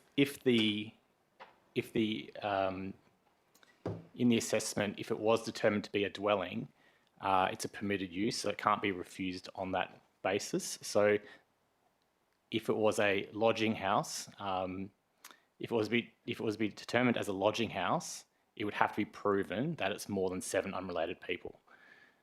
Both, whether it's a lodging house or a dwelling, is capable of being approved in this zone. So it would be difficult to, and the motion that's before council is a deferral, but if it was refused for a permitted use, then that becomes very difficult to defend. Thank you. Sometimes we are asked to make hard decisions, and I actually find that planning decisions can be some of the toughest ones because we are asked to assess whether something complies with our planning regulations and not whether we love or hate it. I actually think that trying to circumvent the reality of this proposal does the community a real disservice. It abdicates our responsibility to make quasi-judicial planning decisions to protect the city from financial liability, and it also abdicates our responsibility to be transparent and honest with the community. Councillor Sutherland spoke about trusting government earlier. What's before us right now creates an expectation that we can actually reject this, and I do not believe that that is true. I feel like this is almost certain to be appealed to SAT and overturned, and we run a real risk of losing the conditions that the city has worked hard to include there and the additional ones that I would also like to include. It gives the community false hope, and it does so by avoiding doing our actual job. I know sometimes it is not pleasant to do our job, but this is what it is. It's also true that council gets to shape the planning environment, and I fully support this council if we decide that in our local planning scheme, when it comes back from consultation, we want to look into how we can deal with development proposals like this so that we can safeguard the city. I think that is the appropriate way forward, and that is what we should be telling the community, because that is how they can impact the shape of their community. These decisions are not based on how we feel about it, but based on rules that this council has helped to create. If we don't want to allow this kind of dwelling, we need to change our town planning schemes and rewrite the rules. We have to do that with foresight and strategy. The officers say it complies. Their reasons are clearly stated in the report. The director says it complies. The applicant has said that the state government says it complies. I think we can see where this is going to go. To be clear, I don't love this proposal. I think it's very cleverly done for fit within the regulations, and I'm sure it'll make the owners lots of money, but all developers make lots of money. Otherwise, why would they do a development for commercial benefit? It will create more housing, but it's not necessarily quality housing. It's not secure housing, and I'm concerned about tenant rights. That is a regulatory loophole for the state government to deal with. But this development currently complies with our planning requirements as they stand. I have a lot of sympathy for the community who took the time to come and discuss their concerns with us last week, and I really encourage them to have input into our new local planning scheme when it is advertised, hopefully next year, so that we can consider this issue on a holistic district-wide level. What I do think we can do, as I have foreshadowed, is require a parking management plan to provide accountability. Listening to residents, most of the concerns raised related to parking issues. The applicant has designed a development that complies with the parking requirements, and they said a lot of things about how they would manage that, but this would provide accountability for them to actually do what they say they're going to do. It gives the community quite a powerful lever should issues arise due to non-compliance, and allows the city to ensure that they do consider things like bicycle and scooter parking, overflow parking, all those kinds of things. I understand that this development is not particularly well liked around the table, but the development complies, and we can't just ignore that duty, especially when it opens the city up to risk and also risks the conditions that have been carefully negotiated being thrown out. Thank you. Anyone wish to speak in favour? Anyone wish to speak against? Councillor Black. Thank you, Madam Mayor, and thank you. I just want to start off with thank you for the Deputy Mayor for his comments in regards to this motion, and also to Councillor Oskowski as well for the comments in relation to this motion as well. This has been a very difficult motion for myself as a new councillor, as someone who is approaching their first quasi-judicial item on the agenda, notwithstanding last month's short-term rental deliberations. I've sought the advice of planning officers from the city, and I appreciate their time and lengthy time and support in talking through those issues. I have reopened, and I have not opened this up since for a decade since I studied architecture, but the residential design codes, the town planning scheme, and something I wish I never had to do again, but here I am as a councillor, and so I have to. And I did spend hours of my own personal time looking through the codes and through the town planning scheme, looking for reasons to look at this as a lodging house. After having those discussions and that research, I cannot be satisfied in my own quasi-judicial hat on that this is a lodging house. And that is why I cannot support the motion that's been put forward by the Deputy Mayor. I do agree with a lot of the sentiments that the Deputy Mayor has expressed, and I do appreciate that he has referred to some of my questions to the proponents or the applicant last week, and I do have a lot of things to say in regards to the social aspect of this development and what that means for our broader community.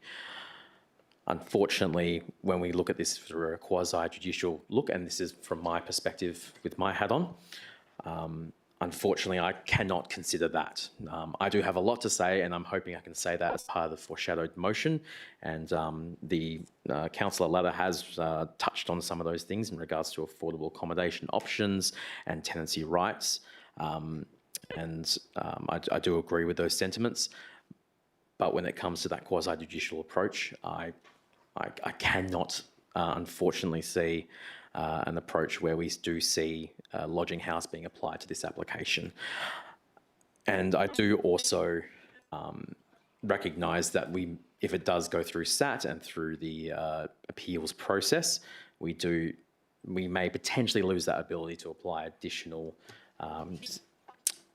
conditions within this development that the members of the public raised last week as well, and that was in regards to car parking, in regards to amenity, and in regards to complaints management as well.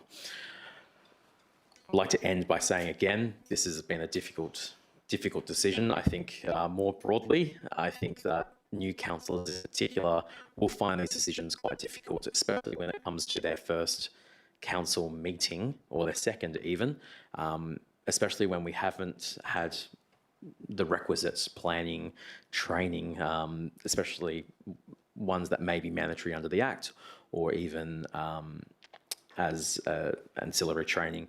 I think that's deficiencies in the whole local government system in general, but I could go on about that for hours, but I won't this tonight. But I'll keep you on to the item. Thank you. Thank you very much, Madam Okay. Mayor. And with that, I will close my comments. Thank you. Thank you. Anyone wish to speak in favour?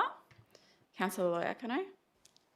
I acknowledge and understand that this proposal meets the technical requirements of the R code, but if it looks like a duck and sounds like a duck, I take issue that it seems that developers are exploiting definitions and loopholes that were never designed to accommodate de facto boarding houses or multi-room rental businesses in neighbourhoods.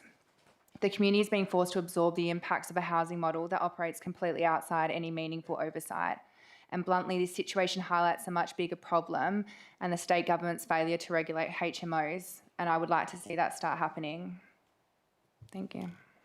Thank you.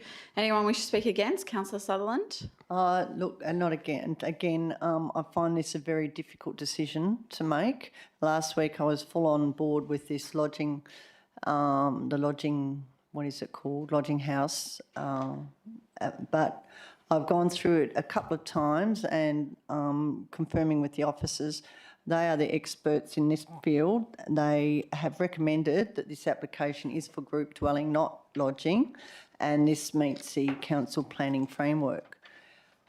Just again, and it's been said several times before, if this application is deferred or refused, the applicant would have the right to review the matter with SAT, and it might be difficult to defend. So I'm putting that out there. However, the residents clearly have issues with this development, particularly with overcrowding and parking, and also the street itself doesn't lend itself to this type of development. The fact that so many came to council last week to speak on this, we really do have to listen to the local community.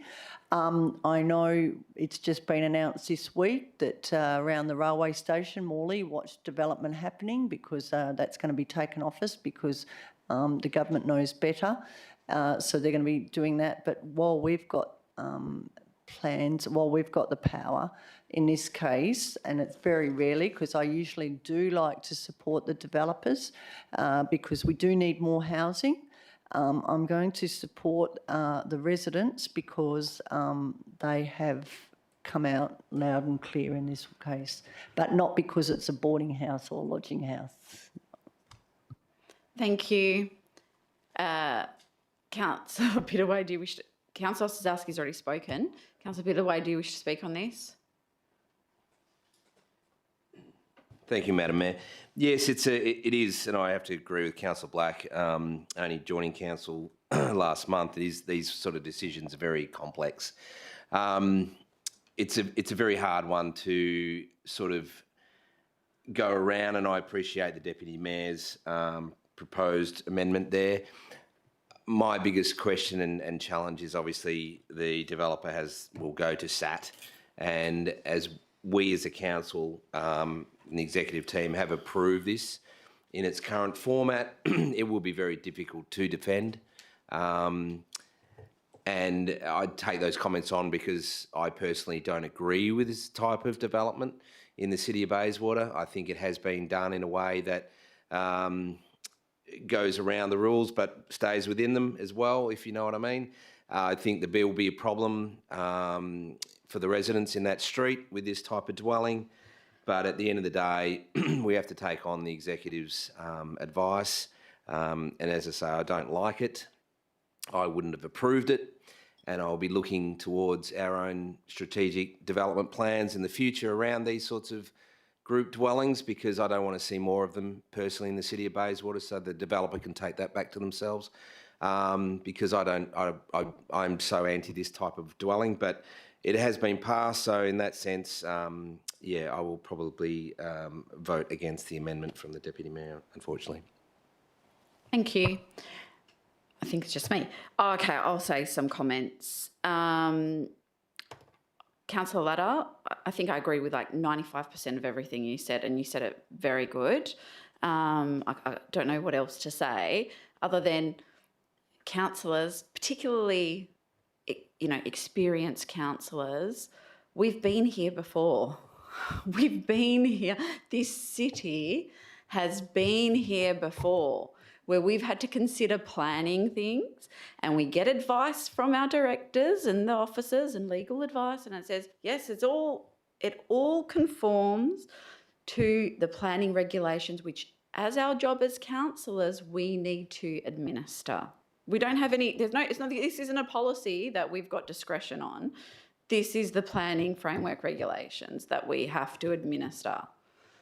Now, we've heard it from the director that they comply. It doesn't matter. And Councillor Latta, you said it so well.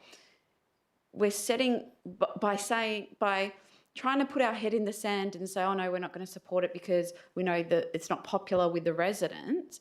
Unfortunately, that does set a really bad expectation for our community. It sets that expectation that, yeah, we have, you know, the ability to stop this, when we all know, and we've got experience of it, and it was a very costly experience, learning lesson for this council, that if you go against something that complies and it goes to SAT, SAT do not look favourably on those type of decisions by councils. So I can't believe that, you know, we could potentially be in a position where we're repeating history on something like this. In terms of the merits of the development or the design of the kitchen or, you know, all of that, that really doesn't matter if it complies, right? And we do need housing. we're so critically short of housing, and we need to grow, and we need to provide housing diversity. And this is within a radius of one of the the newest train stations in our city. There's just, I can't see how in our role that we can say to the community, oh no, we're going to refuse this, and give them some type of false hope. We really need to support housing. We need to support housing diversity, and we need to follow our role as councillors, the obligations that we take an oath to follow and abide by all these regulations and local government acts and our code of conduct and things like this, and actually say to the residents, we hear you, we understand, this is the framework. And I don't know if I agree with comments that we need to change our framework to prevent this type of thing. Because, I mean, we just heard the Deputy Mayor, this was the type of, a similar type of accommodation that he was able or was affordable to him as a university student. And what I will say is that in terms of lodging house, there's an advice note here. It's number 8. This approval is not an authority to operate a lodging house in any of the 4 dwellings. A separate development approval is required should any of the dwellings be used to accommodate more than 6 unrelated persons. It's in there. If you want to turn it into a condition, I could ask the director if that's possible, but it's already in there. If you want that extra kind of, teeth in it, just make it a condition. And there you go. So I will be not supporting the Deputy Mayor's what's on the table. I'll now go to the Deputy Mayor to close. Thank you, everyone, for your comments. And it is a tricky application. And during my time, 8 years on council, I think it's probably one of the most unique ones, I must say. And I will also add one of the most problematic ones. Madam Mayor, I would like to ask a few questions, if I can. I'll just say in closing. Yes. We have always done that. I'm allowed to ask questions. Well, I have been the presiding member for 4 years. And so we did many I'm times. just checking, Please. Deputy Mayor. Please. Go ahead. Thank you. To the director, if I can, Madam Mayor, what happens if a day after the development is constructed and already occupied, 25 cars have been parked on the street and all the cars are coming from the development? What happens then? I'll go to the director to respond. Thank you, Madam Mayor. So anyone parking their car on a public road needs to abide by the traffic rules and laws, notwithstanding they have something to do with this development or not. If we received complaints about the parking that people believed was attributed to this site because they thought there was too many people living there or were operating beyond the approval, we would look into that. We have a development compliance team, and we would start an investigation. We would collect evidence, and we would investigate to make sure that this development, was abiding by relevant conditions. Planning conditions, once a development is commenced and completed, last in perpetuity. So if there are conditions on there, as this is recommended, it's only for 6 unrelated people, and if, say, there was, say, 7 or more people that were unrelated living there, they would be in breach of their approval. The Planning Development Act has extremely strong penalties and compliance and enforcement powers, and the owner of this land is a corporation, so it's actually 5 times the normal maximum penalty under the Planning Development Act, so it's up to $1 million maximum financial penalties for persistent and ongoing breach of the planning requirements. So that's what we would do, and I'm happy to sort of answer more specifics if you... Yes, I do have questions. So if after some investigations, potentially everything is complied with and there are still 25 cars coming, can the city do anything about that? I'll go to the director to respond. Thank you, Madam Mayor. Through you, look, I think having, on reflection, hearing some of the feedback last week, a condition that requires a car parking management plan, I think would be extremely helpful. It would give city officers some legally enforceable powers to compel compliance for the development. The applicant did indicate that they're willing to have a condition around car parking, and I think that would be an extremely appropriate and helpful provision to help manage the parking. So in the first instance, it would need to be demonstrated that the parking could be managed appropriately, and then it would need to be then followed appropriately according to that plan in perpetuity. So if there was parking from occupants that was all over the place causing problems, having a condition on the approval would be extremely helpful. And I would just make it perfectly clear the current officer's recommendation doesn't have a condition relating to that. Thank you. Can the director please advise on the amenity requirement and the local context, whether this is a requirement under our planning scheme that councillors have discretion? I'll go to the director to respond. Thank you, Madam Mayor, and thank you for the question. So the way that the planning assessment works is primarily through being the land use. So in this case, the land use has been assessed as a group dwelling, and the planning framework says that a group dwelling in this zone is permitted. So there's really no, that land use suitability is being predetermined as being appropriate. So that land use type for this location in terms of its amenity and impact is deemed suitable. The second element is around the built form and the built aspect. And that's what the residential design codes... Sorry, Director, that's not what I asked. I asked who decides on the amenity. If a specific development application meets the amenity requirement or not, who decides on that? Is this council or is it the city? If it comes to council. I'll go to the mayor. Through you, Madam Mayor. So, as I understand it, the assessment is undertaken by officers. Yep. The decision is council's to make. Yep. As part of for this, in the condition going forward, that would be delegated to city officers. No, I didn't ask that. I'm asking about the requirement to meet the amenity, right? The amenity as part of our town planning scheme. Who makes the decision on the amenity? We were taught. How about this? We were taught during training that council has the ability to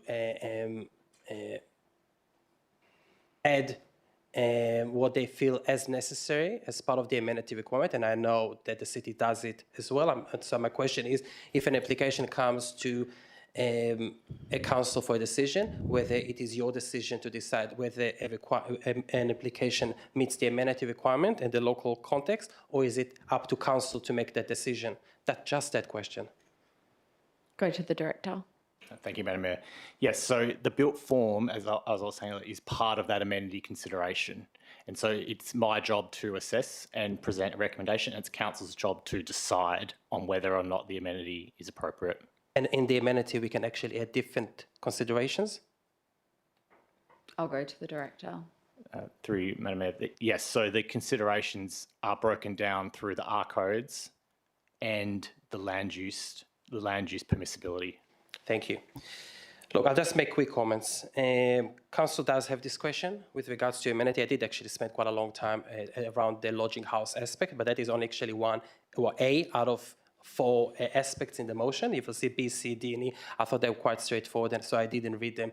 But the main part of the decision or the motion to defer it is because it does not meet the amenity requirement, and it is actually a first training of councillors, and new councillors that you have not gone through this, I'm sorry.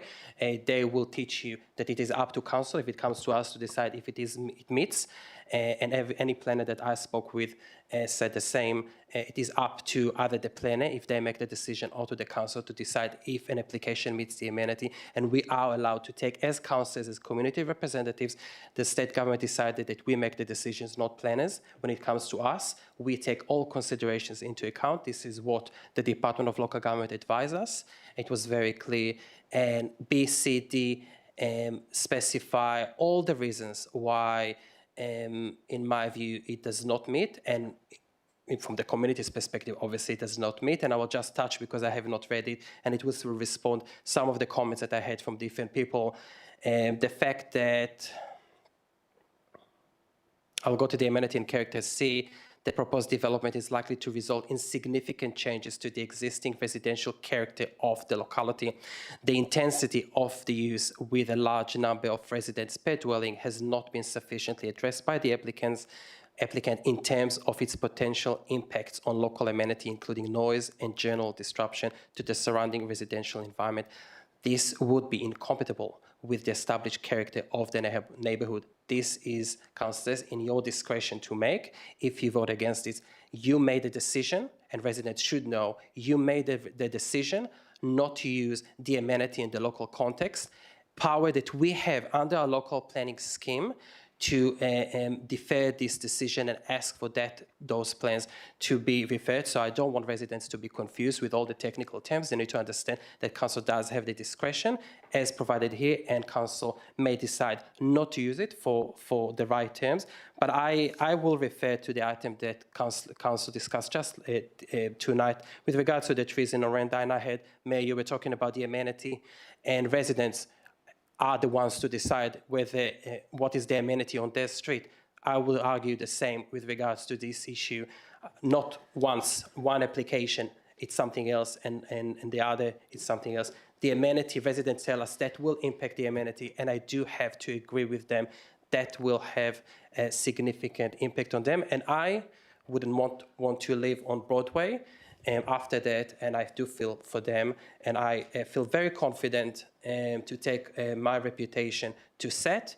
If somebody has misused the rules, I'm very happy to do that for the residents. Thank you. Thank you. I'll now put this to the vote. All those in favour? Councillor Loiacono, Councillor Ostarzowski and Deputy Mayor. All those against? Councillor Pittaway, Councillor Sutherland, Councillor Latta, Councillor Black and myself.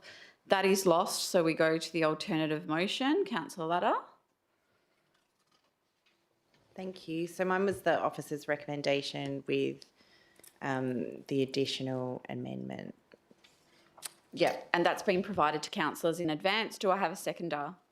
Councillor Sutherland, Councillor Latta. Thank you. I feel like we have hashed out most of the issues here. I just want to say that the residents raised real concerns, and I think that we can address some of those concerns by building in a condition here for a parking management plan. It will require the applicant to develop a management plan for parking to consider the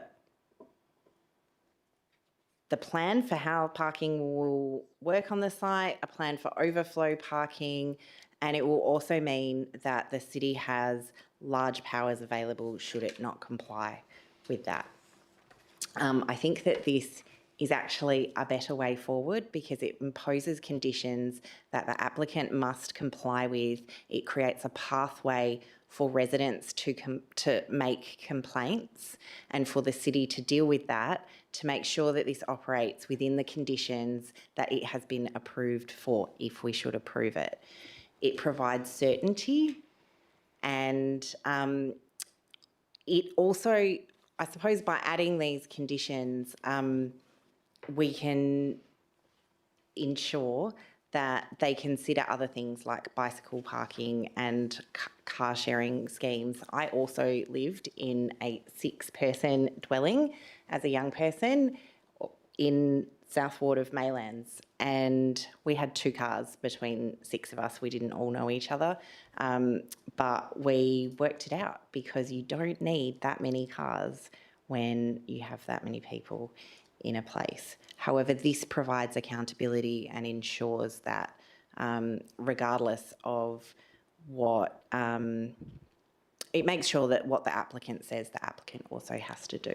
So I'm very happy to add that in and provide a layer of protection for residents to actually protect their amenity. Thank you, Councillor Sutherland. Yeah, thanks for the alternative. I do feel like a bit weird because I did speak against, but then when the Mayor talked about the previous decisions we made, that prompted me, and I'm still scarred about that, so I probably put it in the recess of my mind. And I will do this because I've been through this SAT before, and if we don't go on this, they do come down on us like a ton of bricks, and we do look like a goose. So I don't like this development as much. I don't think it's in a good position, and I do feel for the residents, I really do. But I do think, unfortunately, with what we've got, it's in our planning, and I think SAT will support this, and that's the reality of the situation. Thank you. Anyone wish to speak against? Anyone wish to speak for? Oh, sorry, before I go to that, can I just ask the mover and seconder, would you consider changing advice note 8 to be condition 16? It was the advice note that I referred to earlier about the approval not being an authority to operate a lodging house. Yeah, does that, can You we can just get ask- advice that I'll just get advice from the director whether that's possible or not.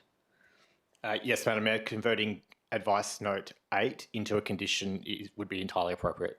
Okay, are you both comfortable with that? Yes. Okay, so for the benefit of the minute taker, advice note 8 now becomes condition 16. And then advice note 9 becomes advice note 8. Okay, Councillor Black. Thank you, Madam Mayor. I'm speaking in support of this motion here, and before I do make a few comments, I will just say as well that I will be moving an amendment of my own, which has been provided to governance and has been made in consultation with city officers as well. It's not on the paper for the run sheet, but I will. Can we have that first? Yes, you talk I can provide the that. motion?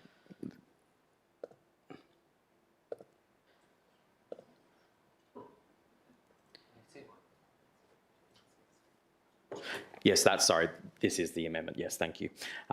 That's just adding an additional limb in regards to submitting a complaint management plan, which plan shall include, but not be limited to a complaint reporting mechanism, response timeframe, record keeping and reporting, dispute resolution and ongoing communication, and shall be submitted to and approved by the city prior to the commencement of the development. So you're moving that? I would like to make some comments about the motion first, if that's possible, or... Well, I'd rather, if you've got an amendment, I'd rather see if it forms part of the substantive motion before we actually go to talk to it. I will seek to... Yeah, so I'm just going to check with the mover and the seconder whether they accept that as part of their substantive. Can I just get some advice from Please. the director? I'll go to the director. Thank you, Madam Mayor. The wording on screen for an additional condition for a complaint management plan is a valid planning condition. And I did consult the applicant to see if that is something that they would be accepting of, and they are accepting of. So yes, happy to both accept of you. So now that amendment forms part of the substantive motion, so you please proceed to your debate. Thank you, Madam Mayor, and thank you for the advice on the procedural motions, procedurals as well. So, as I said, I'm speaking in support of this, of what is now the officer's recommendation and the motion moved by Councillor Ladder. I believe there are two perspectives here, as I discussed earlier in the previous motion. There is the planning perspective, which we all need to don those quasi-judicial hats for proposals such as this, and there is that social perspective as well, which I've discussed earlier on my personal views and how it aligns with my personal values as well. From a planning perspective, as I said, this proposal appears to be in compliance with the town planning scheme and the residential design codes. from that quasi-judicial perspective. And as I outlined earlier, I did labour for hours over documentation, which I hoped I never would have to open again as a former architecture student. But again, I appreciate the advice that's been given by planning officers as well in that regard. I'm satisfied with the respect for this consideration for the amendment as well. And I'm satisfied that the amendment that's been moved by Councillor Latta and my own amendment, which is now part of the substantial motion, assists with addressing some of those concerns that have been raised in those deputations last week from residents as well. And I do say some concerns. From a social perspective, and I do want to place significant emphasis that I am now speaking from that social personal values perspective, I don't like to see this type of development within our community. I don't think that it aligns with what I like to see in terms of housing options for people. I do like to say as well that I do believe it's an erosion of tenants' rights. That's for prospective occupants of this development as well. And they're not signing leases under the Residential Tenancy Act, which has prescribed rights for tenants. They are signing under common law. I don't want to see tenants detached from these rights that have been established under the Act and beholden to sets of rules that they may not understand. I don't think that's the right approach for when it comes to people living under by a landlord as a tenant, or I guess as a occupant in this regard here. I know that we do seek a mix of dwelling and accommodation types within our community, and not every type is suitable for every single one. But something that we think we do miss a lot is that we don't provide a mix of affordable accommodation options for everyone in our suburbs. I don't think that this could be seen as an affordable accommodation option for a lot of people.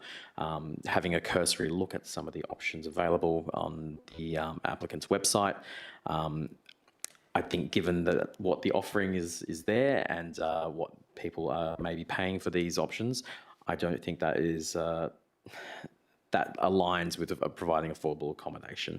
It's unfortunate that we can't look at that as part of our planning framework, but that's the unfortunate position that we are all in as quasi-judicial, with the quasi-judicial hat on in this regard. That, again, I've outlined is very difficult to approach, especially as a new councillor, and I'm sure I'm not the only one here.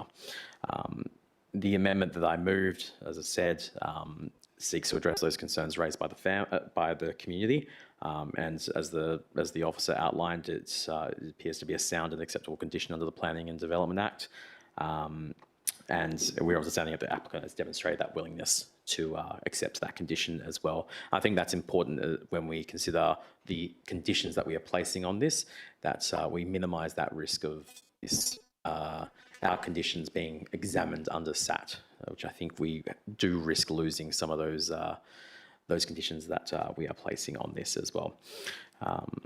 With this complaint management plan, instead of relying upon established health and environmental laws established by the State Parliament, we do have mechanisms within the city to investigate issues of amenity or how overspill parking is managed or on-site parking.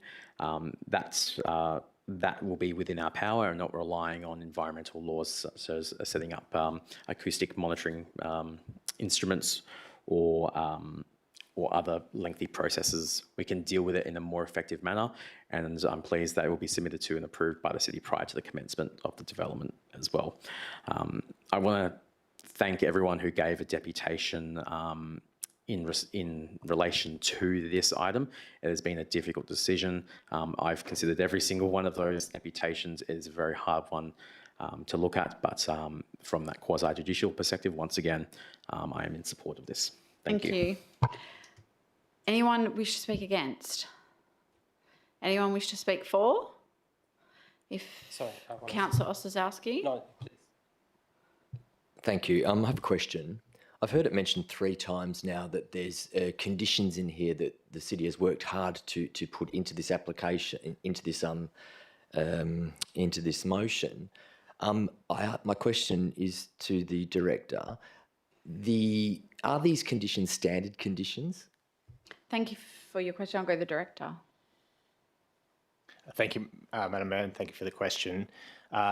For a grouped dwelling, ordinarily, no, we would not normally require a car parking management plan or a complaint management plan. So taking away all of the red writing there, just pretend that we're just looking at the original black writing in the motion. Are they all standard conditions? I'll go to the director. Through you, Madam Mayor, they're all standard conditions that are relevant to the development for this site. For example, there are trees on site that are being retained, so there are conditions around that, but yes, they are. So when people have been referring to the special conditions that have been put in, we're referring to the ones that are now on the table in red. I don't think that's a question for the director to answer what the councillors are referring to. All right. I just heard special conditions. We may lose conditions in this application if we go to SAT. It sounds like to me that the conditions that were in here previously in black before all of the amendments were put in were ones that were a standard condition. So I see a situation where if we go to SAT, the conditions that we could lose are all of these red ones, all of these amendments. Thank you.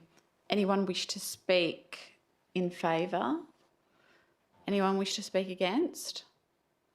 If not, I'll go to Deputy Mayor. Sorry. So just looking for something. Yes, so I just want to, just in one sentence, in accordance with the Planning and Development Local Planning Scheme Regulations 2015, we do have to consider the character, environmental quality, the pleasantness of an area as part of the amenity requirements, and this does not meet this requirement in my view. Thank you. Anyone wish to speak for? Anyone wish to speak against? If not, I'll go to move to close. Thank you. I'll just say I think there's perhaps some confusion about what being deemed to comply means. It means that it complies with those requirements. And yes, these conditions, very important conditions, I think, to protect residents' amenity, would not have been possible if we tried to go down a path that we knew we would lose. That's all. Thank you. I'll now put this to the vote. All those in favour? That's Councillor Pittaway, Councillor Sutherland, Councillor Latta, Councillor Black and myself. All those against? Councillor Loiacono, Councillor Sazowski and the Deputy Mayor. That is carried. And we'll get Councillor McDonald back in the room, please.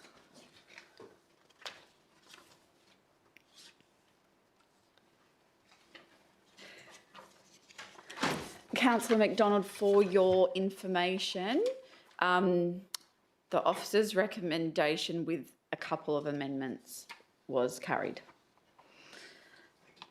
Okay, so that concludes the items that were subject to deputations. We'll now move to consideration of the reports in section 10 that have been withdrawn by councillors. And the first one is 10.1.1, which is meeting schedule 2026. And I've actually pulled this one and I've provided councillors with the amended motion, which is an amended attachment. And I've provided my reason for the change there is because in the original attachment, there were a number of committee meetings and external meetings that were in there with times and dates. And if we adopt them, it gives us very limited flexibility to be able to change anything, which we have done in the past. So I just asked the officers if they could remove that and provide an attachment which just has our committee meetings and our council meetings that are open to the public as required under the regulations. So that's all. Do I have a seconder? A Deputy Mayor? I don't have anything else to say. Deputy Mayor? Anyone wish to speak against? If not, I'll put it straight to the vote. All those in favour? That is unanimous. Okay.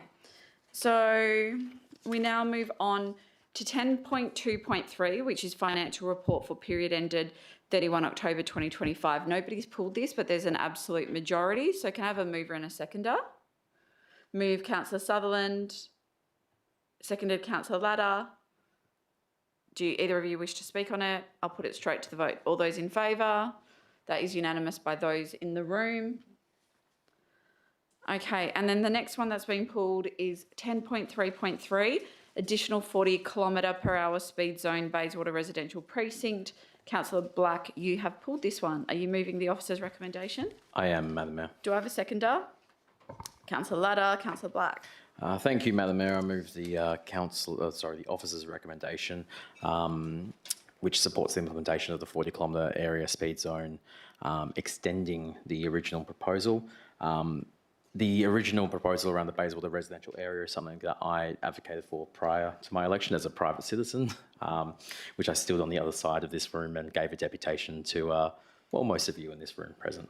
I support the slowing down of traffic in these residential areas across the city. Residents do want to see speed reductions, but they do also want to see them in conjunction with traffic calming measures and physical road design, such as the LCURS program, which I think is a good start for implementing that these new speed zones around our suburbs. I want to make note that the original motion was passed in June, and we are still going back and forth with Main Roads on the scope of this speed zone change. I don't want to suggest that any delay or wrongdoing at anyone's behalf upon this. I think that's just a consequence of finding that alignment between what council has so ordered and what Main Roads, as a state government entity that we of course do not control, desires. But I believe that it is time to get on with this, given that the 40-kilometre speed zone that was approved back in June has yet to be implemented. Residents do want to see benefits with this new speed zone change. That was what they shared with me when I was hitting the pavement there in that area. I also do want to see that change for the broader area bounded by King William Street, Guildford Road and the train line, which part of this new implementation area does slightly cover. Residents have reached out to me since this the agenda papers were put out, who are not captured as part of this area. They are keen to see this new speed zone as well, with those associated physical road safety improvements implemented as well. And I know this feeling can be quite mutual across a lot of our suburbs where LCURS is planned to be implemented. We're hearing that a lot. And we had that last month with the Mainlands Peninsula LCURS program. So I know that residents do want to see safety improvements in our residential streets. In terms of seeing that 40-kilometre zone in that area that I mentioned, that's been bounded by King William, Guildford and the train line. I'm keen to work with the city on those next steps. Just keep talking.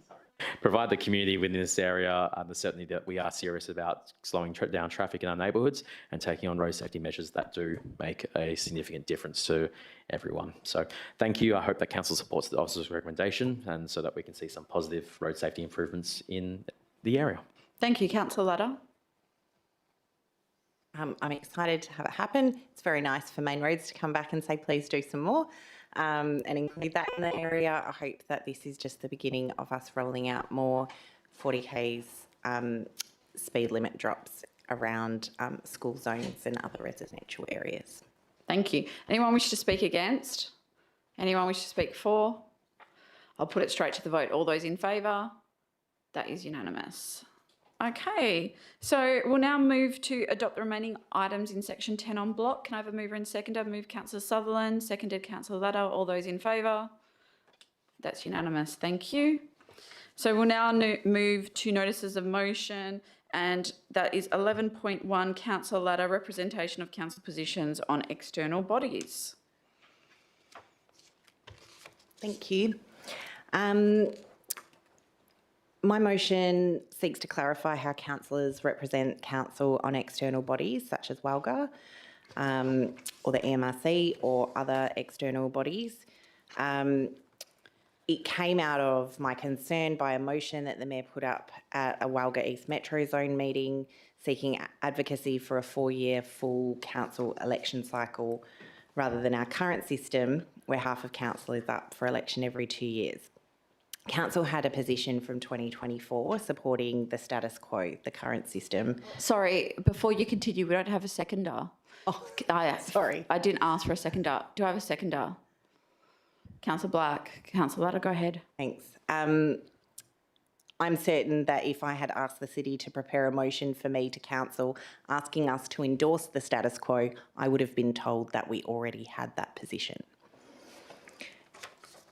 it became worrying for me because news articles were also published stating that the City of Bayswater was advocating for the 4-year election cycle at a highly charged political moment.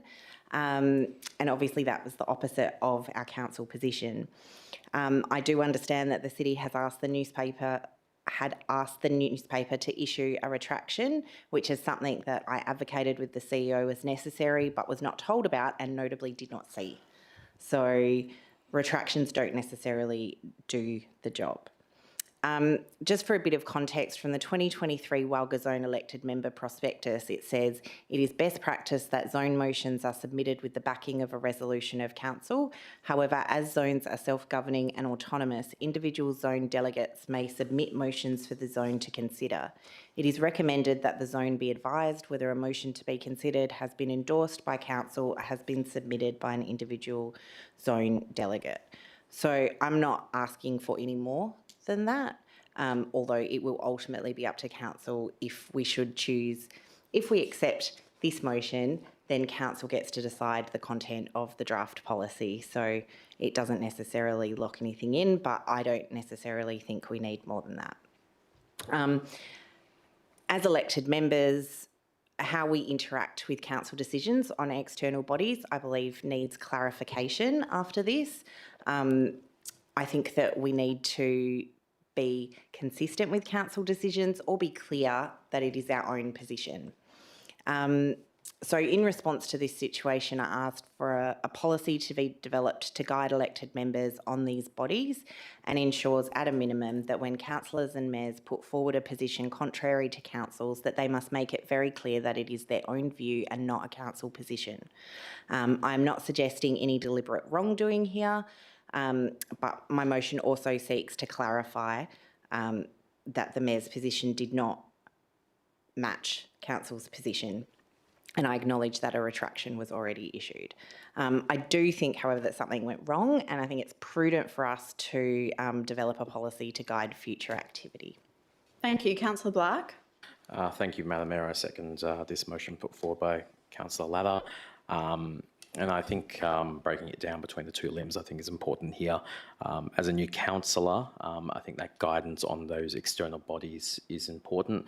And I'm talking about the more broader future decisions that councillors, deputy mayor or elected members, I should say, may put forward on behalf of the City of Bayswater. I think that clarity is needed or should be at least explored by the policy committee. And I don't know what that looks like at this point in time in terms of how we approach that, but I do support the exploration by the policy committee as to how we can put together something. So I do welcome that. And in regards to Limb 2, I do recognise that retraction has been offered in regards to that decision making, but I think it's important to also just put that on the record as well. Thank you. Thank you. So I'm going to speak to this first. Firstly, thanks for deferring this from last month so that I have an opportunity to address this because it is directed squarely at myself. Unfortunately, I mean, we do have 4 new councillors around the room here who aren't necessarily going to be familiar with the practices of WALGA and external committees. So the first thing that I would say is, unfortunately, I think that this notice of motion shows a misunderstanding of a number of things. The first misunderstanding is someone made mention of EMRC, like we want a policy that guides how councillors, represent the city on external bodies, including WALGA and EMRC. Well, EMRC is actually its own regional council under the Local Government Act. So when you are appointed to the EMRC, you're not representing the City of Bayswater. You are a councillor of the EMRC and you take an oath just like every single one of you took when you got elected here. So you must vote for what's in the best interests of the EMRC. So it is not possible to create a policy at the City of Bayswater level which directs councillors on how to behave or vote or move anything at an EMRC level. So I'll be clear about that. If you do vote for this, it will not do anything to direct or control councillors at EMRC. So be clear on that.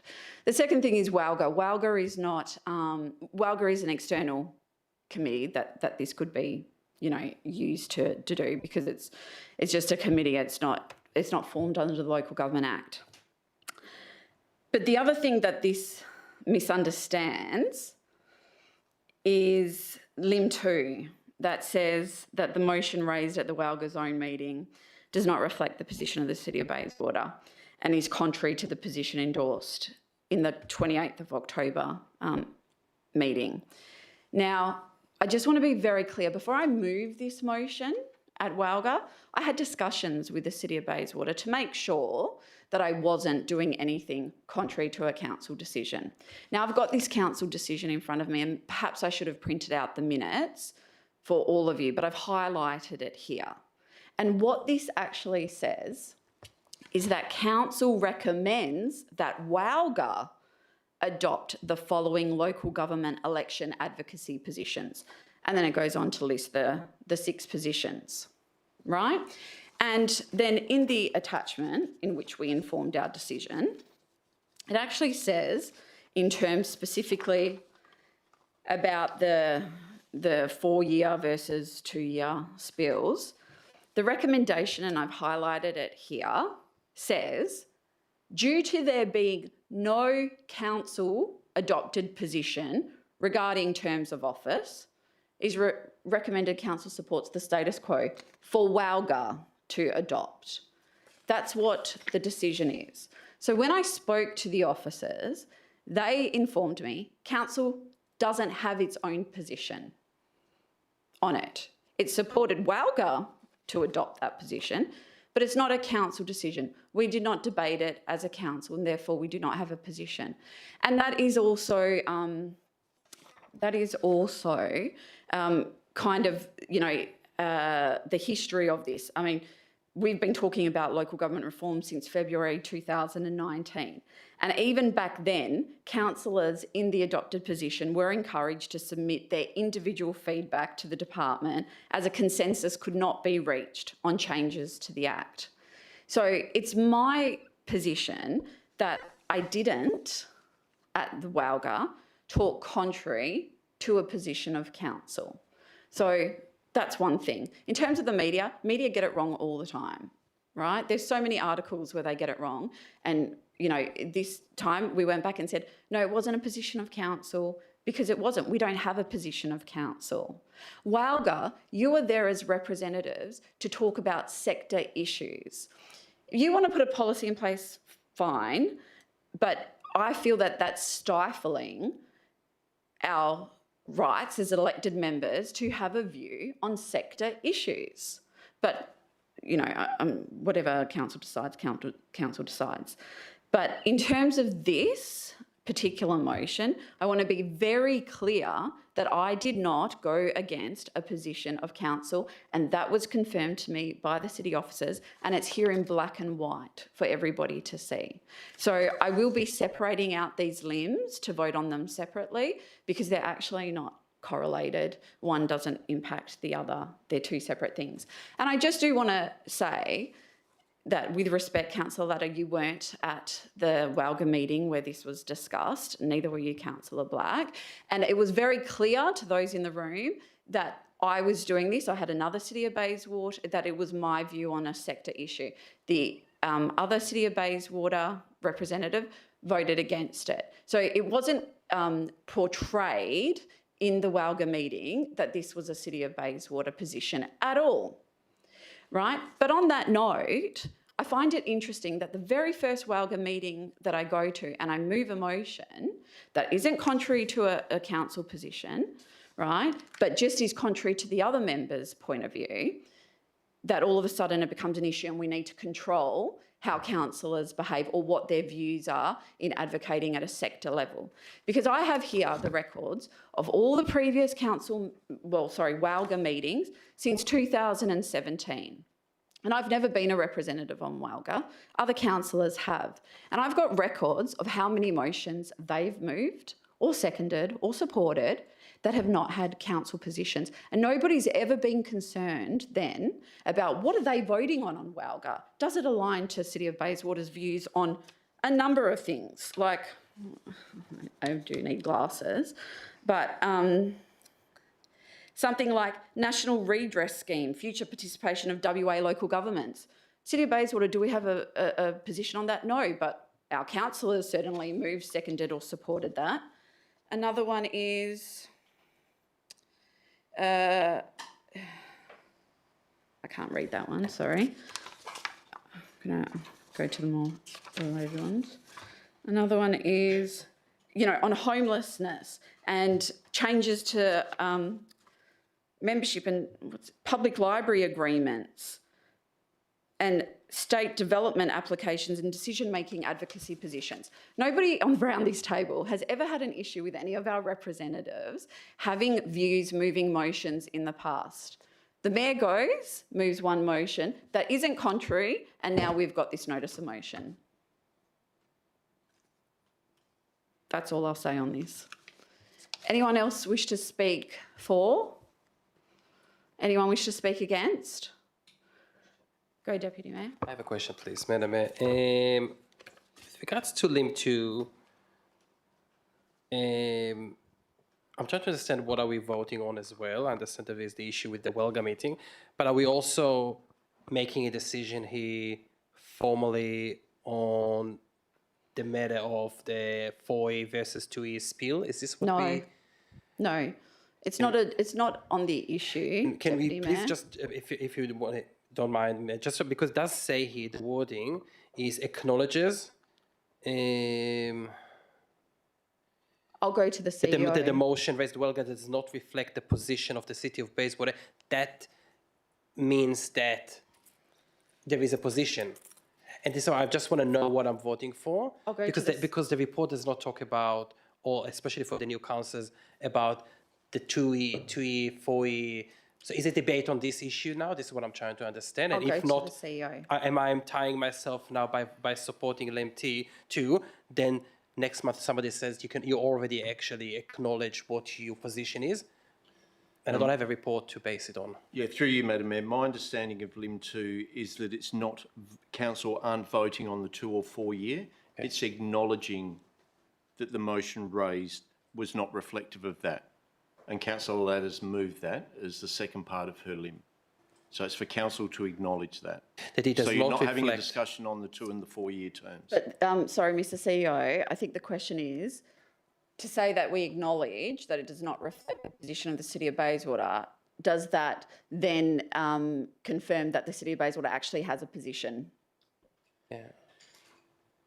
My understanding and the advice that we gave to you, Madam Mayor, was that our opinion of what council voted on previously is that you hadn't got an adopted position, and the wording of the recommendation is that you support the Welga one.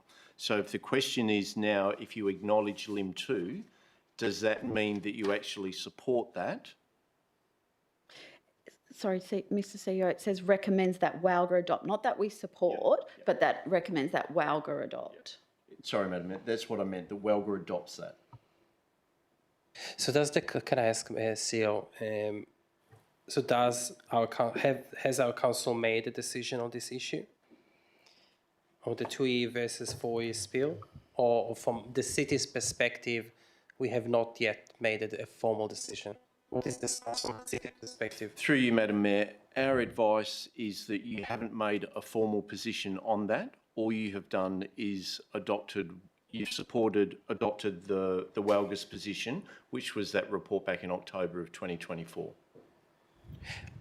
Thank you. But I do have a follow-up. Sorry, I do have a follow-up question. So if that is the position of the city and if I support that position, if I do support LIM 2, what am I actually supporting if I am voting that motion that raised in Welga does not reflect the position of the city? I'm trying to understand what we committing ourselves here. Because to me, as I read it, we are actually making a decision in LIM 2 that we are supporting a 4E or 2E spill. I just want to know what I'm voting for. Through you, Madam Mayor, the way that I'm reading LIM 2 is that Councillor Latter believes that the City of Bayswater has an endorsed position which was reflected in the meeting of 28th of October 2024.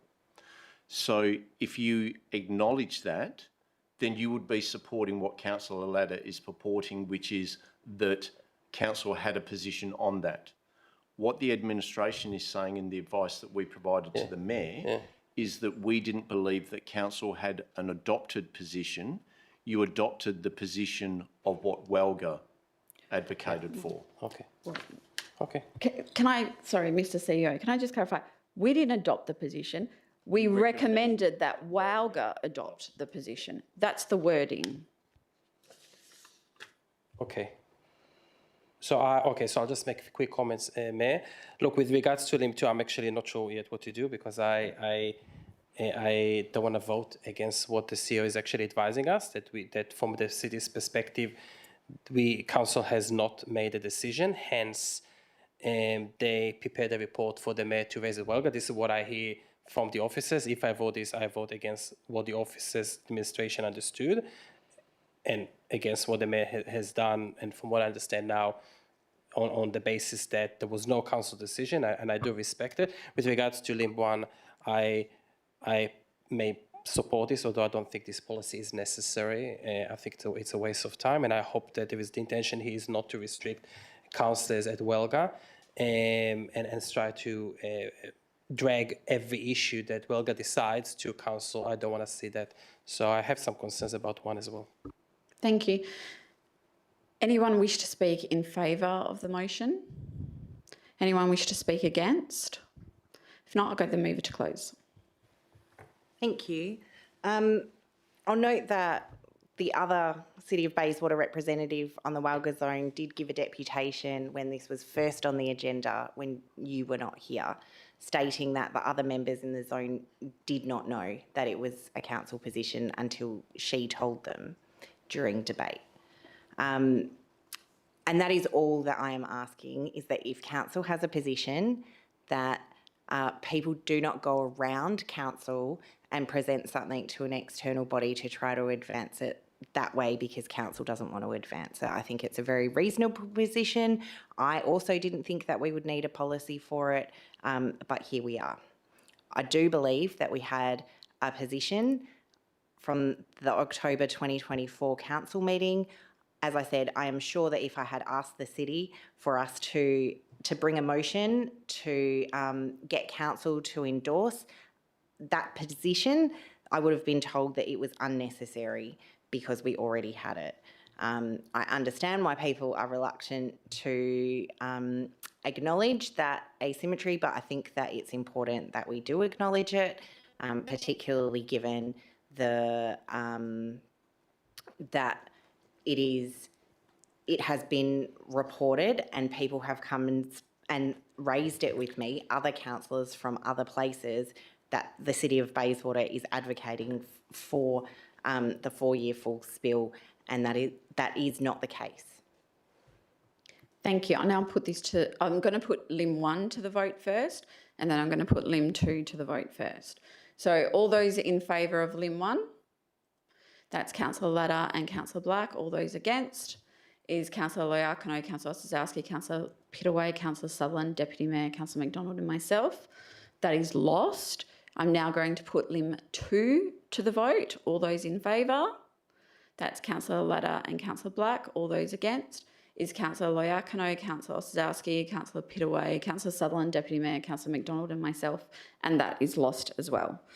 Okay, so we'll now move on to item 12, which is questions from members without notice. Are there any questions? Deputy Mayor. Thank you, Madam Mayor.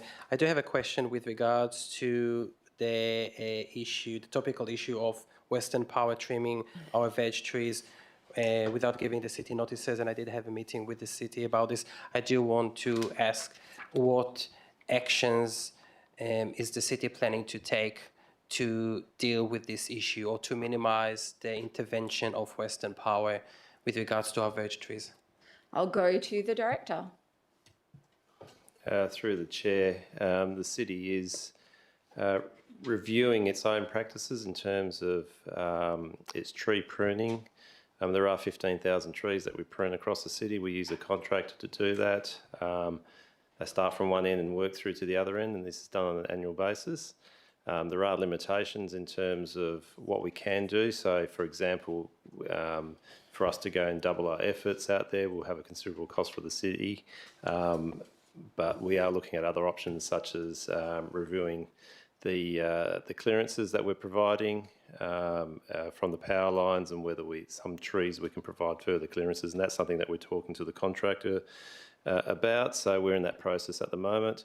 We're also talking to Walga. Walga is arranging a meeting with Western Power to discuss the matter on behalf of local government. We're not the only council that is having this issue. There's about 17 other local governments that have attended meetings at Walga and provided information in terms of their experiences. So many others in the metro area are experiencing very similar situations as us. And that meeting is proposed in, I believe, in the next few weeks. The exact date hasn't been set at this point in time, but we are liaising with Walga to find out when that is. And our city will be participating where we can in those discussions. Thank you. Just a follow-up question. Thank you, Director. Will the city be able to inform us of the outcome of that review, and if any specific measures are going to be taken I'll go to the Director. in the near future, please? Yeah, through the chair, we have been providing some memorandums to the councillors, informing what's been happening and what we're doing, and we'll continue providing updates as we get further information in the future. Councillor Black. Thank you, Madam Mayor. Could I please have an update on this year's urban forest program, in particular if the overall target for this year of 2,961 trees was met? I'll go to the Director. Through the chair, the program's finished. So we finished our 2025 winter planting program. We have exceeded the target. It is sitting around 3,200 trees that have been planted. We will review all those numbers, and we can provide further detail in terms of how many have been planted where and the exact number. Thank you. That was actually my second question, whether or not any of those sub-targets have been met or not met. My other question as well, if targets are not met as part of Zone 2 in 2025, especially those sub-targets there, will that mean that targets for 2026 be adjusted accordingly upwards to accommodate for any of those missed targets, if there are any? I'll go to the Director. Through the chair, I think we've achieved all our sub-targets, but again, I'll provide information in detail in terms of what's been achieved there. We can increase numbers in future. A lot of it's dictated by how many trees we can water. So we've got contracts, and we've got some of our own trucks that go around and water trees, and so the number of trees that we can maintain during summer is really the dictating factor in terms of how many trees we can plant. So if we're a bit short in 1 year, we can make up for it in the following year to take up that spare capacity. Yeah. And just one more question, Madam Mayor, directed to the CEO. The Council Resolution 27th of May 2025 refers to requesting the CEO to review the city's urban forest strategy, its targets and associated programs against the state's urban greening strategy. I was just seeing if there was an update to that request, and if there's been any review against that, please. I'll go to. Probably a question for the Director, Madam Mayor. I'll go to the Director. Through the chair, the city is in the process of recruiting an urban forest officer. One of the tasks that will be given to them is to follow up on that review. So so we're currently in the process of recruiting. So in 2026, early 2026, I'm expecting that position to be filled, and we'll start looking at all aspects of the urban forest, including our strategies and how they align with the state's strategies. Are we looking at something maybe in the mid next year for that update, if the Director is able to give a ballpark timeframe? I'll go to the Director. Through the chair, yeah, that sounds reasonable. We can provide something by that stage. Thank you. Any other questions, councillors? No? So item 13 is new business of an urgent nature, and there is... Sorry, Councillor Piddle. Sorry, Madam Mayor. I was just going to ask, I think we did ask it perhaps in the last agenda meeting, but to the executive, is there an actual official planning or official end date to the main roads development on Morley Drive? Because it's nearing completion, but just want to know if there was an end date given yet to the I'll go council. to the director. Through the chair, I did have a date, but I just can't remember off the top of my head. I'll take that on notice. I know they have done some, I think there's been some slight adjustments to the project. But I'll find out what that information, I'll send that out to the council. Any other questions? If not, item 13 is new business of an urgent nature and there is none this evening. Item 14, meeting closed to the public, but there are no confidential items this evening. So I will close the meeting at 9:49 p.m. Thank you, councillors.